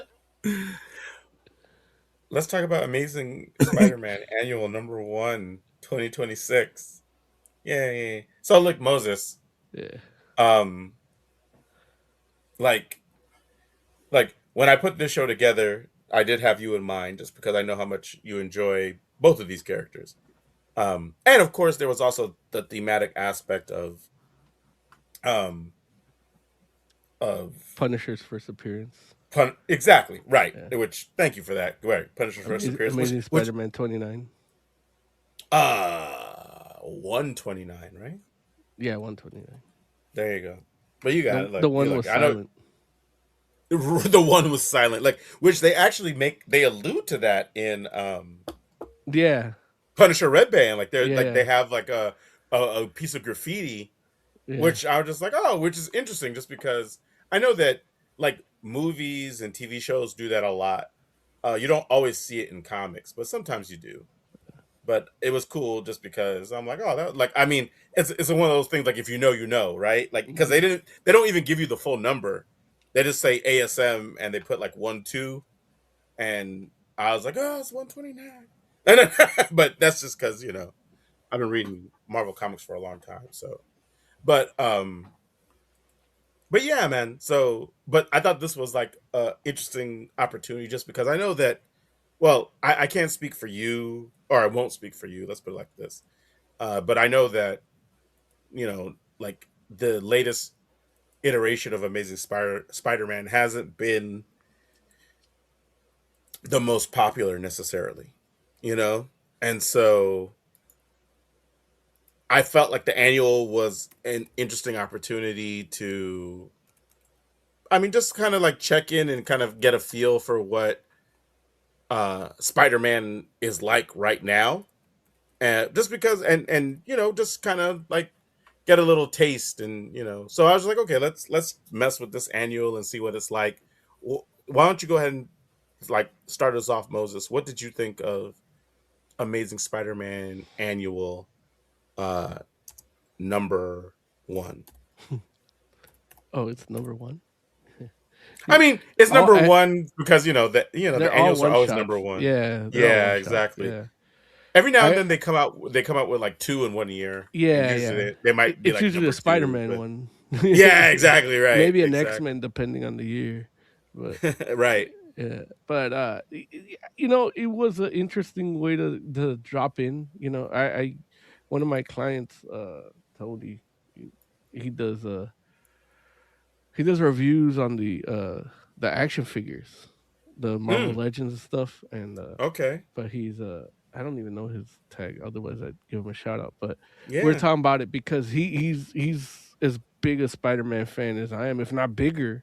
And, that's crazy. and so he's reading like all. So every time I cut his hair, I catch up with everything that's been going on, the things he likes and doesn't like about it, the things that I wouldn't like, And this is one of the things where it's like, dude, like Spider-Man kind of sucks, and it has like since like Dark Web, and it's like you got dudes like Zeb Wells writing, and even like Joe Kelly writing some, but they're not like Joe Kelly writes right now, like he's the current writer, and he's like even that isn't like as good as Joe Kelly does. Like he's probably doing something better somewhere else. I always mention the Good Load. So I think he has an Image book out at the same time. So maybe I don't know. Yeah, so it's one of those things, and he when you talk about Joe Kelly, like he's one of the dudes. Like he definitely gets his props, but he's not.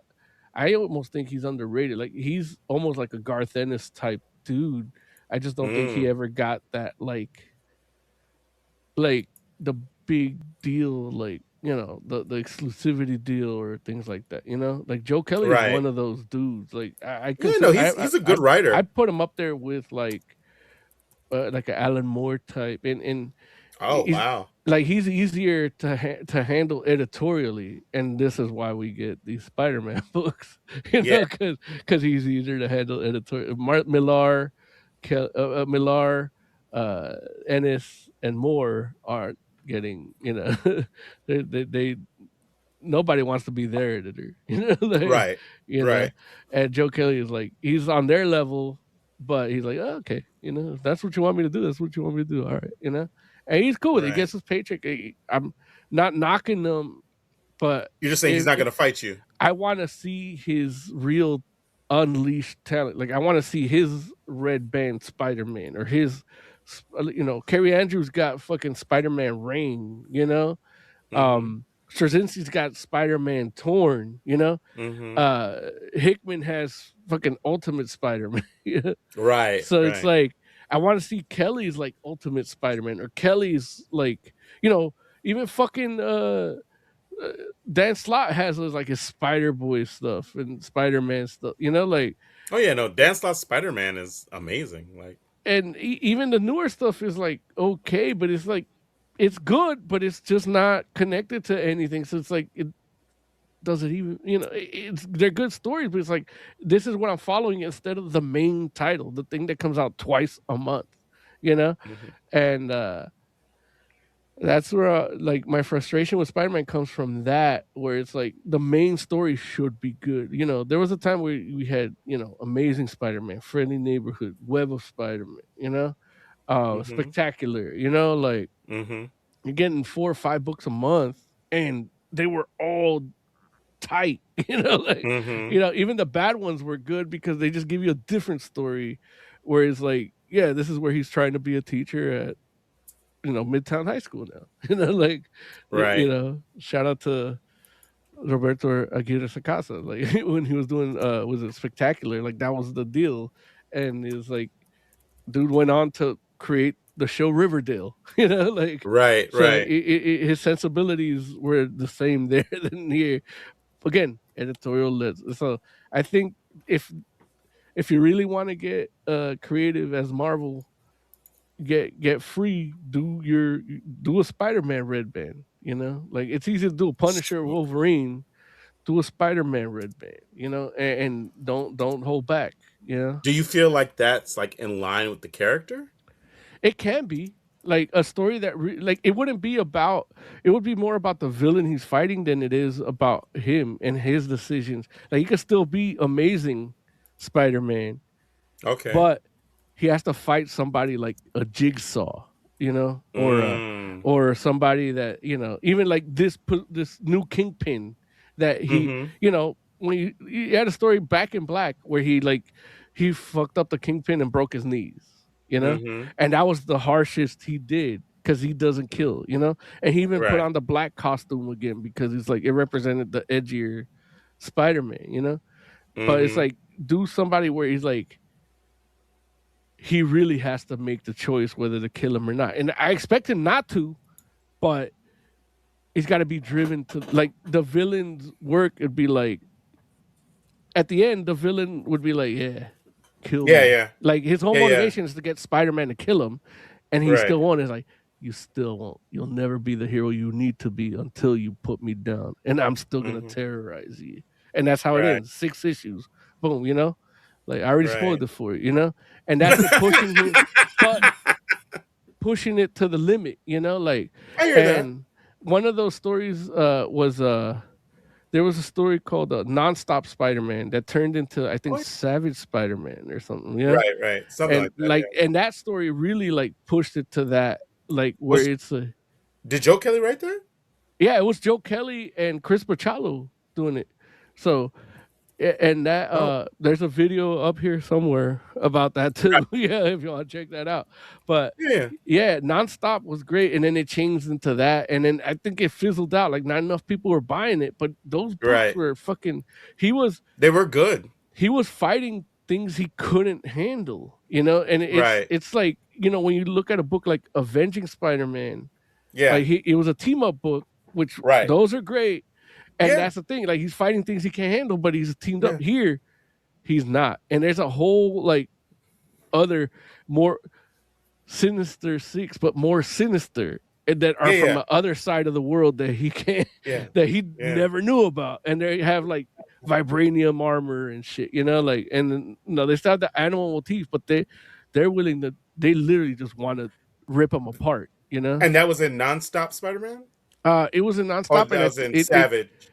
that wasn't Savage, but Okay. the story started in Nonstop, and then they switched it to it turned into Savage, got Savage. it. But Yeah. I think they only got like 3 issues into that, and then they might have finished it and then just came under the radar for me. You- But yeah, It's really interesting because, like, Joe Kelly, I've always thought of as a talented writer. yeah, And when you said just now, and you're like, he's up there with those same, like, like with um your Alan Moores or whatnot. yeah. It's like there was a part of me that was like, is Joe Kelly that good? Mhm. But then at the same time, when I really like I didn't think of him in that way. But when you say it, like with you saying the things you're saying and the stories, and I'm just like, Joe Kelly is good like that. And He's and good when I at really deconstructing every character he writes and building when them I back really up. think of like, because what made me really was like, oh man, you know what? Like I don't think of Joe Kelly like that, but you're right, because when I think about like my favorite Superman story Mhm. is a Yeah. story that Joe Kelly wrote. Like when I Yeah. like, what's so funny about Truth, Justice, and the American Way? Yeah. That They made a movie about it. I Animated mean, movie. Yeah. right? They did. You're absolutely right. But that what was that? Superman, is that 775 or I don't Yeah, I it don't was one remember. of those. Yeah, I forget what it Yeah, was. I But think it is 775. But either way, but that particular story, I'm just like, it was just so good. And it like really, like what I love about it is like it epitomizes what Superman is and all Mhm. about in an interesting way, because it does have him like fighting a group that's similar to the Authority, like Yeah. and like it's like it's a meta commentary on the comic book industry as a whole in that moment, and also a commentary on who Superman is as a character, and just a great story all in itself. Like you don't need any of those levels to enjoy that comic book. Like if you've never read any comics and just read that book, you'll just be like, "Oh wow, this is an amazing story." He's But really if you good. know the history, if you know like Yeah. the moment in comics, it has like all these levels to it, and it's really amazing. One of my favorite things about Joe Kelly is he's really good at deconstructing the character without having to change what the canon. Like he could Yeah, jump into a book and give you an right, amazing Spider-Man story that doesn't have to change what happened before, and right. it'll, whatever happens will affect the next of it. But he can break them down in like 3 pages, and it's like exactly what he is. He will challenge his ideals, and he'll come stronger out of it in 22 pages. Like he could do that, and then it'll be like a one issue in between what whoever's writing it, and he could do. And I think that's why they put him as the backup. Like he should have done the Rapid story. you know. See, so now let me Yeah. ask you this question though. Yeah. So, what is it about this particular run that is not resonating with people in your opinion? Because I know that we talked about like the first issue, and I Mhm. think even some of us like had read. It started with the Nick Spencer run. I'm sorry, we didn't talk about the Joe? I thought we talked about issue 1 of this Amazing Spider-Man run, which is Yeah. Joe Kelly. Did we not do that? I don't think we did that. No. Oh, I Yeah. thought we did. I might be wrong. Like I Yeah. can imagine. So, but You might have done it, and I wasn't here, maybe. But yeah, and because that that last year was weird. With my mom dying and shit. So right. yeah, No, so I missed of course. I looking back, I missed a lot of last year. It went by in a fucking blur. Yeah, no, I feel you on that. Um, but man, maybe yeah, maybe you weren't there for that. And yeah, that could you're right. Like that could be the case. I didn't realize. But yeah, like I kind of like the thing was that, I know that the book started and it wasn't like it was a bad start. It was just that it was like it felt like something we had seen before Yeah. because I know it's like Peter Parker in like a job interview, and I'm pretty sure like there was like like that. It might have actually been Dan Slott's run where that started like that too, Mhm. and it was just kind of like, huh, Well, yeah, it's because he went to interesting. Horizon. He was like applying for Horizon, and Dan Maybe, Slott took yeah. him on. I don't quite remember all the details because it's a long time Yeah. ago, but yeah. So I was just like, huh, like, but it like I don't. What I can tell you is this is well, I'll say two things. One, I definitely feel like You don't want to say three things? no, I'm gonna say two things. Okay. I don't Can you feel please like say three things? the the editorial staff, like, and I'm like they reshuffled Yeah. their editors.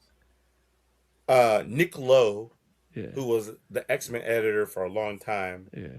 got sent over to Spider-Man. Mm-hmm. And understanding, like, I get that from a Marvel perspective, Yeah. I'm pretty sure that's a promotion.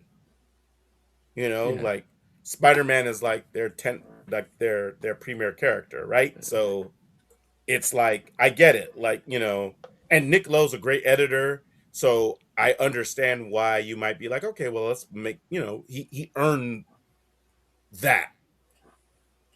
At the same time, I'm just like, I don't feel like Nick Lowe's a great editor over there. That, in the same way like how they moved oh man, like I don't even like to talk about this guy's name. Who's the current X-Men editor? Oh Like man. I uh forget his name too. it's the Hat, right? Yeah.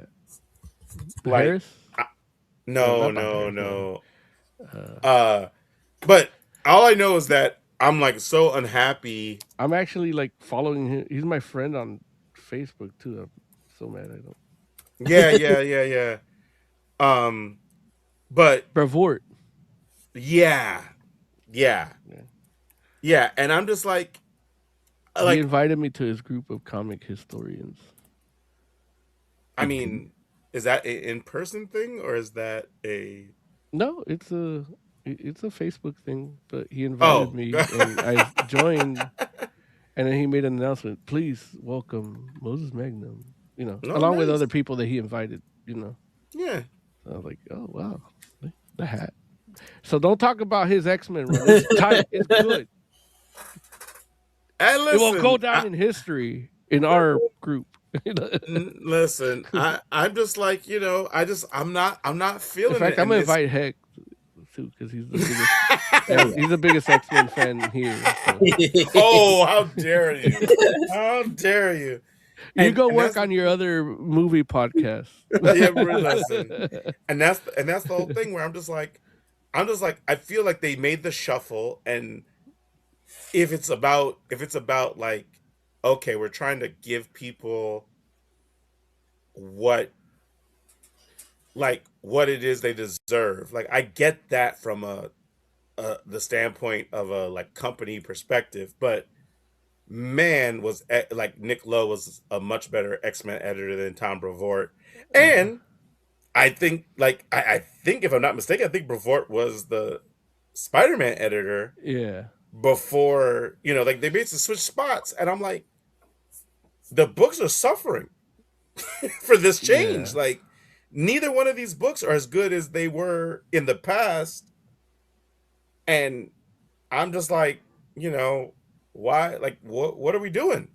So, and I get it. Again, X-Men was live under Low. Like it was a great book. And part of that of course is, like part of the editor's job is to like scout talent and bring people and but Hmm. man, I just like, ugh. It's such a weird thing. And I'm just like, we need to I don't want Nick Lowe to like get demoted. if that's how it comes across. Because he's good. He deserves to be where he deserves a bigger role. But like I know for personally, like I'm not checking for Spider-Man in the same way. And that's weird to me because like I said, like in the past, like if I'm not mistaken, when they started, like the who was it? It was like Pepe Larraz, I think, was the Spider-Man artist. Artist, yeah.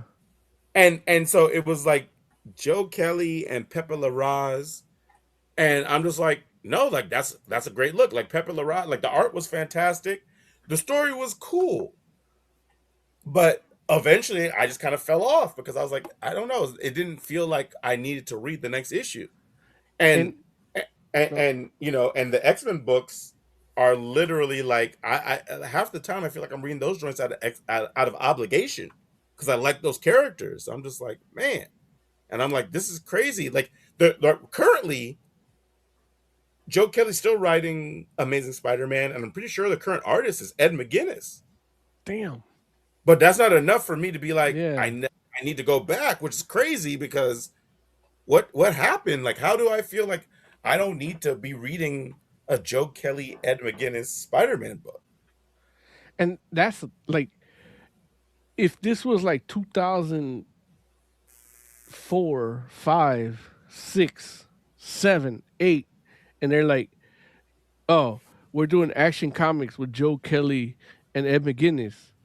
Like, how would you Must and, read.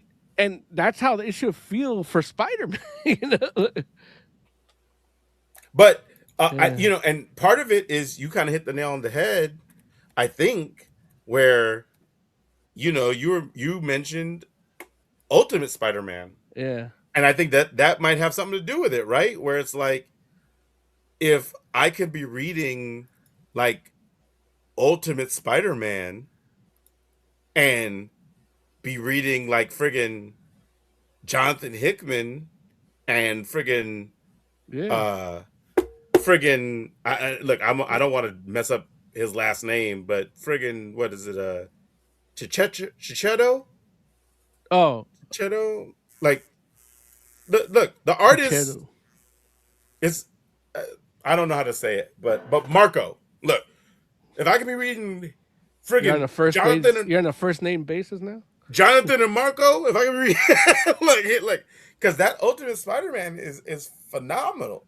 Dude, And I think like, that's the whole thing where I'm kind of like looking at Ultimate Spider-Man and looking at Amazing Spider-Man, and I'm just like, if I could only read one Spider-Man book, I'm gonna read Ultimate. And that might be what it boiled down to, where it's like I had a choice. And I had a choice between two Spider-Man books and a limited amount of time.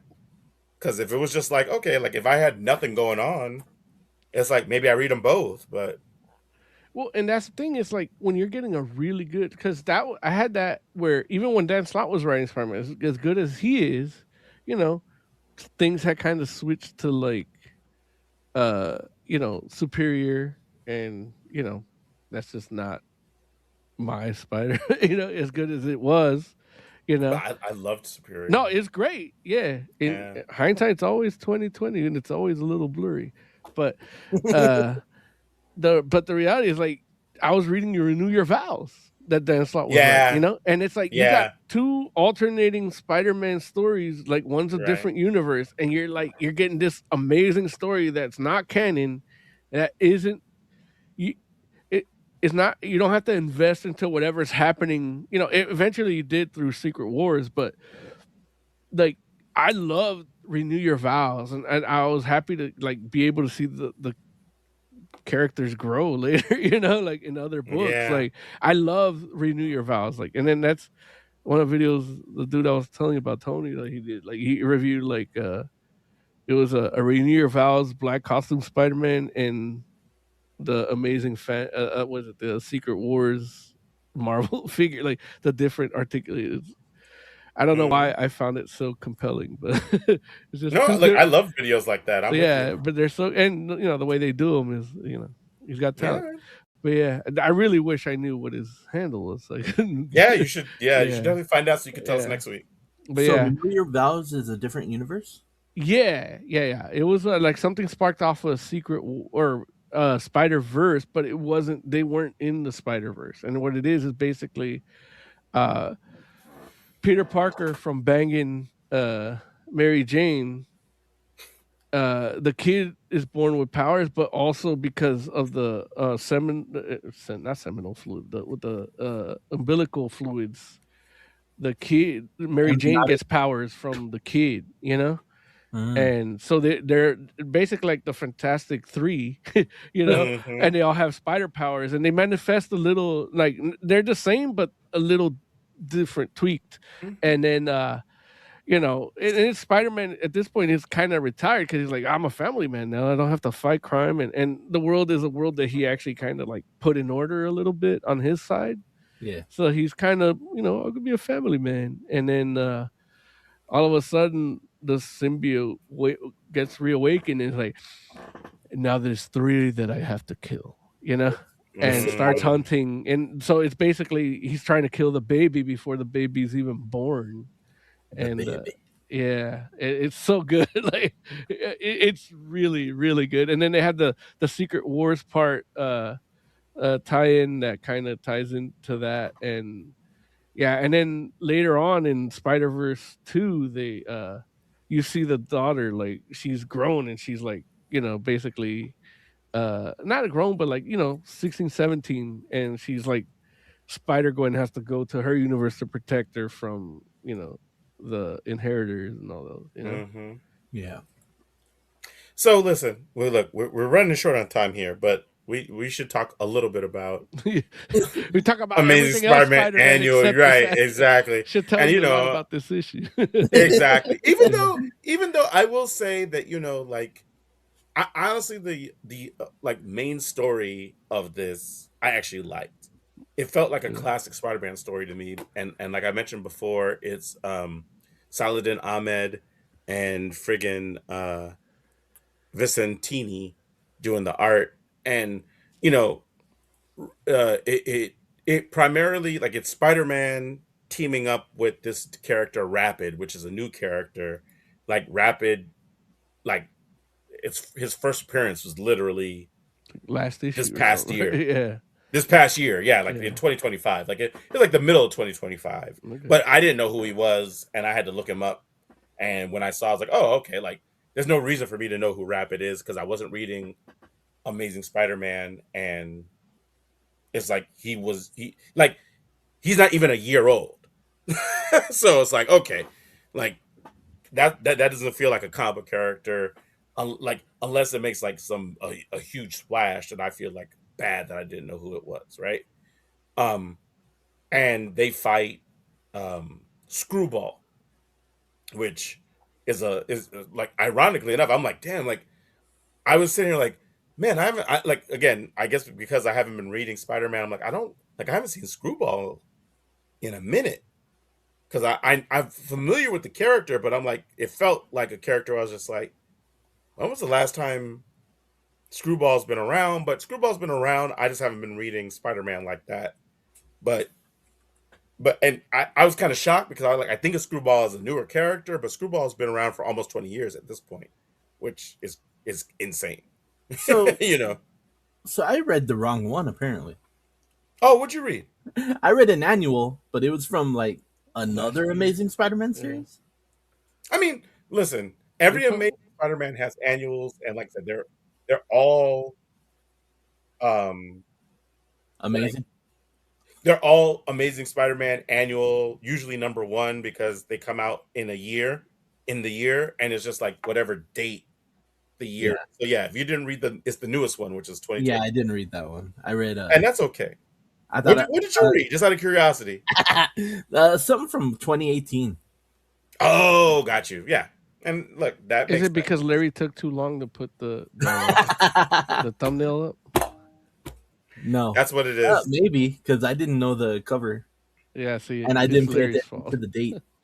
There it is. Like I Full did right. disclosure, I took too long making the thumbnail. Yeah, so Yeah, that's my bad, Heck. I should have said 2026. You're right. No, So like I should have read better. you can't look. You can't read what's not there, right? It So was there. it was there. It was there. But yeah, so 2026. So, but this character Rapid, I was like, like this character. I was surprised by how much I liked the character, not Hmm. knowing anything about it or about them. Because it was just like, I mean, they give me stuff in the issue, Yeah. but between like the power set and the design and the characterization of the actual character, I was just like, I would read another story about Rapid, just to see if I would feel the same way about him in another book as I did in this one. Because I was just You like, you oh, this like his power set? Like they explained it well, right? Do you feel they explained it well? At I least they did did for feel like me, but yeah. I did feel like they explained it well. I did find it interesting because this character Rapid is a speedster, but he's a speedster in the sense that he can manipulate the passage of time. And so it's not so much like, oh, he's moving so fast as much as it is that it's, at least in the way that I understood it, is that he's able to like, he can slow things down. I guess he can technically speed things up too, I guess. But Yeah. the way they talked about it was like almost, and there are some scenes in the book where it does feel like, okay, he is doing super speed versus he's slowing things down, and and like it just seems like he's moving fast. So I guess so. I guess technically for me, I guess it maybe is a little bit of a question, but I know for a fact he can slow things down. I guess I'm just not 100% sure if he can actually like move fast or not, or it just seems like he's moving fast. Yeah. Either way, it Well, doesn't it's all matter. relative. Right. And that's what that Yeah. was my thought process was like whether it feels like he's moving fast or he actually is moving fast, it doesn't matter because at the end of the day, he can move fast and he can make other things move slow. So I got that. Um and so but Spider-Man was just good in this too. Like it just felt like a very classic kind of Spider-Man story. And yeah, and even though like Screwball, in my opinion, I was just like, okay, like from what I remember about the character, I'm like, this felt like a little bit more hands off than I probably would have preferred, but I get it. Like, and especially like it was interesting to watch Screwball because I remember the character. If I remember right, I feel like Screwball was like always about like live blogging, but live blogging isn't as much like it like we don't call it that anymore, right? Even that's what you're doing, no one calls it that because people don't. I mean, do people still have blogs? I don't know. You tell Not me. not really. Not really, right? Like, it's like, They're called why they're would you have a called blog? truths now. You're hilarious. Like, why would you have a blog if you could just like make a video, right? And so Yeah. it was interesting, like, 'cause she was like live streaming in this, It's called having a and twit. right, exactly, and she had like a chat room while she's like putting the heroes through their paces, and I'm like, oh, that's interesting. Like, it's like the evolution of that concept because even though the character again, I mean, well, I was gonna say the character's not that old, but if it's 2000, I'm pretty sure the character came out in like the late 2000s, so like '08 or like '09, but '08 '09 is damn near 20 years from now, or Old almost and 20 years fuck. ago, right? So Old, retired, like the internet Boomer. had a whole different landscape back then. And selling feet pics to fund their blog. so yeah, so it was interesting watching the evolution of that character in this thing. So I ultimately I liked the story, even though it was weird having like a hands-off villain, because she was just like, I set some stuff up and I'm putting you through the paces, and it's like, oh, you have a friend, I guess we're gonna put them through the paces too. and then the chat was determining what happens, like how everything. Like she was like, "Oh, y'all just turned against me." Like the chat beat uh the chat beat Screwball. So Drop 5 subs right now and I'll kill Rapid. right, exactly, exactly. So I don't know. What did you think, Mo? I the book itself is a good jumping on point. Like I've been missing because I haven't been reading, so Mm-hmm. it does intrigue me to go back and check these out, especially Right. the current run. So it's not like a bad book, but it's like nothing really. I have a high bar for like Yeah. annuals and stuff, and then Yeah. but even like a free comic book day version, like you remember that free comic book day of Amazing Spider-Man where like Shang-Chi teaches him how to fight martial art, Yeah. like yeah, you Yeah. got powers and shit, you don't know how to punch, Mm-hmm. and it's like that book was better than this annual, Yeah. and annual should be an event. I know it's a standard or to do them, but it's like it should be a little more exciting. And Yeah. this, aside from the new character, like okay, like I'm interested. I like his motivations. I like the drawbacks of his power. Like Yeah. there's like he's exploring. So, but I'm like it feels like one of those comics that was just like Spider-Man was just used to introduce a character for you, and Yeah. those books weren't even when Spider-Man was great. Like those books weren't the greatest issues, like Right. aside Right. from maybe like the Speedball one or the, The you know, speedball. Yeah. Yeah. I hear that. You're like right. they managed to make those good issues, but so yeah, this I don't know. Maybe I'm jaded. Maybe I'm old. Maybe I'm cranky. I mean, well, not maybe of all of those, but it's just one of those things where it's like, okay, yeah. I'm like, dude, like, there's a whole separate series written by J. Michael Straczynski called Spider-Man Torn, and I haven't read it, but I read the synopsis, and I'm like, man, like, why isn't this happening? Again, Straczynski is one of those deconstructive writers. So Right. why isn't this happening in Amazing? Like, there should be news stories about what's happening in Amazing. At the very least, there should Right. be people on Reddit hating on it if it's doing something crazy and good, or even bad. And it's literally like everybody's just silent. Everybody's just reading it, not feeling the need to talk about it online. Yeah. Yeah. Yeah. Yeah. No, I feel where you're coming from with that, where it's like Yeah.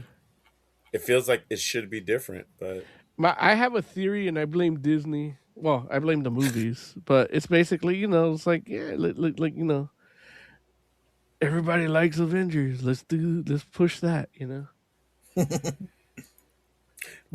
I mean, but for comics, you mean? Yeah, like it's like, yeah, it kind of remember there was that whole time where they're like, yeah, you know what? Don't even bother doing the commissions on Fantastic Four. Yeah, Yeah. I do remember So that. it's like there's probably something going on like that where it's like, hey, let's just keep it mediocre. Yeah. Well, but it's interesting because I feel where you're coming from with that, but my whole thing is I don't know where the push is. Well, Like yeah. like we're keeping like I've you're right, like in the sense that like if you're saying it feels like Marvel comics right now, a lot of them are kind of mediocre. It's like I'm with you on that, where Yeah, yeah. like they're, but I'm like, but where are they? Where's the good load?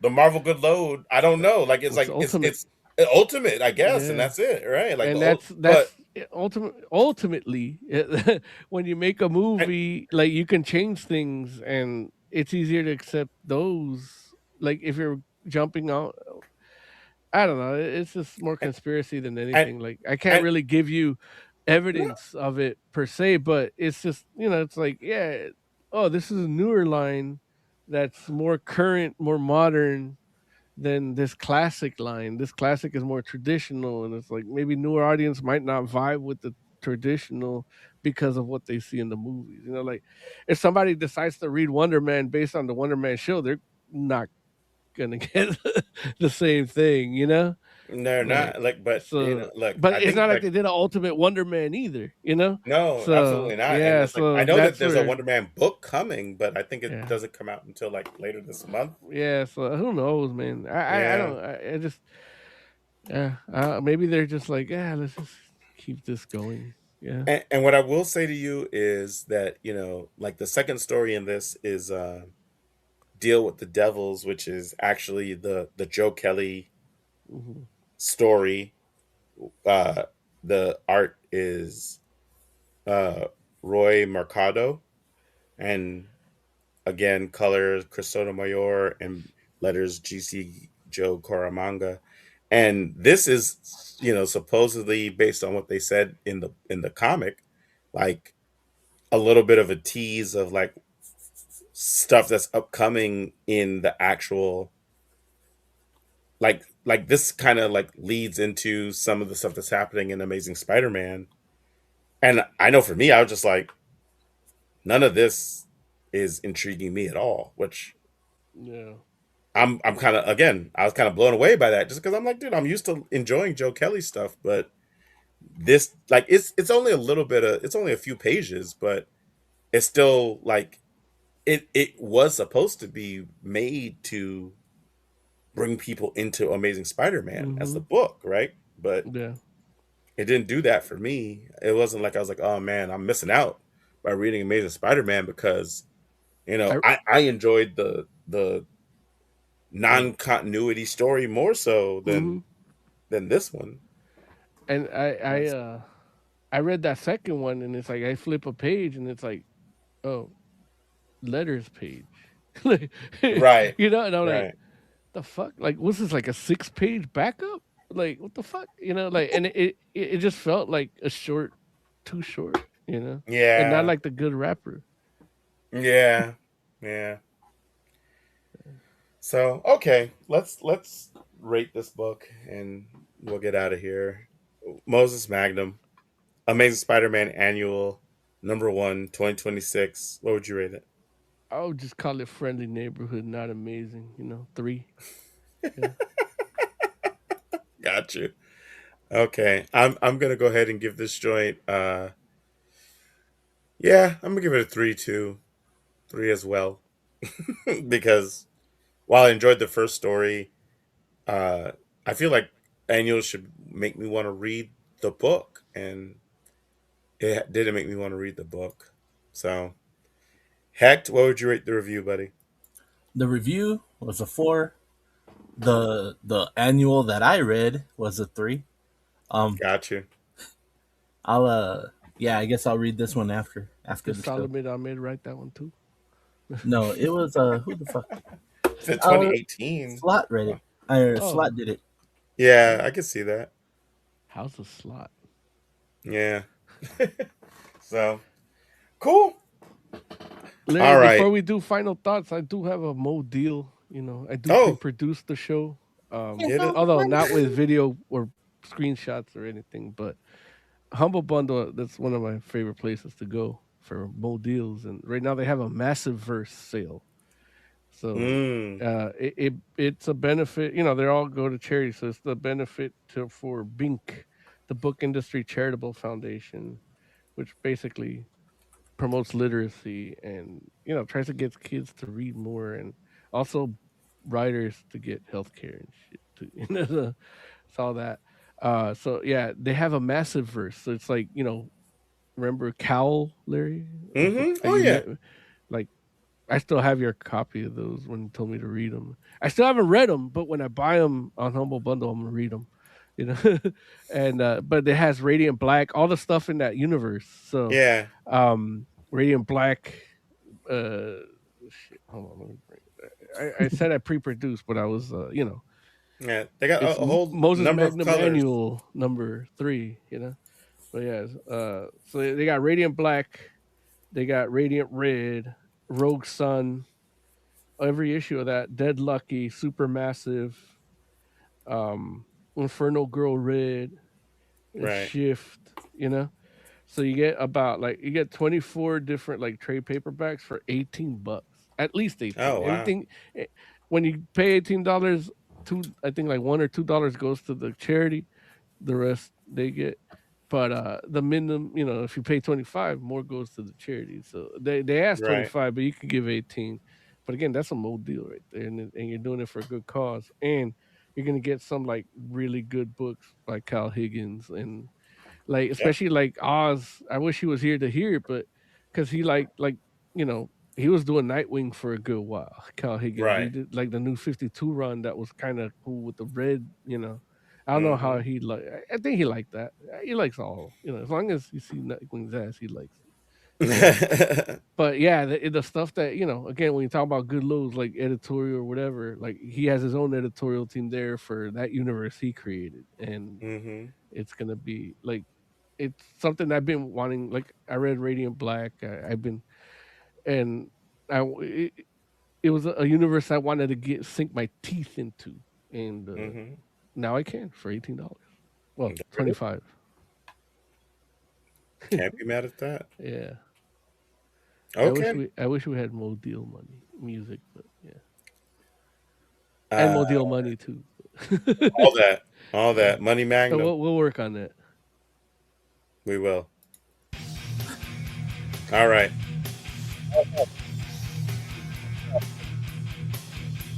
Sorry, I couldn't hear you over the music. Oh, there you go. Is that better? Yeah, I can hear you now. Okay. Give me the final thought. DCKO, it's almost over. If you haven't started reading it, I don't know what's wrong with you. There it is. Tell them, but, heck. Yeah, it's almost like we're right there. It's over next month. Hop on it, or wait for a trade paperback because it's probably going to be better that way. There it is. Moses Magnum. Give me some final thoughts.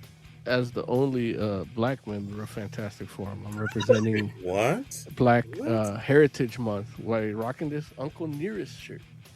It's a really good whiskey with a lot of It history. is. Read up on it while you're drinking it because it's delicious. Larry and I, what was it, like 4 or 5 years ago, we shared a bottle and it tasted like maple syrup. It was delicious. It was good. It was so good. It's a great whiskey, and it's the history. I'll tease you with the history. It's very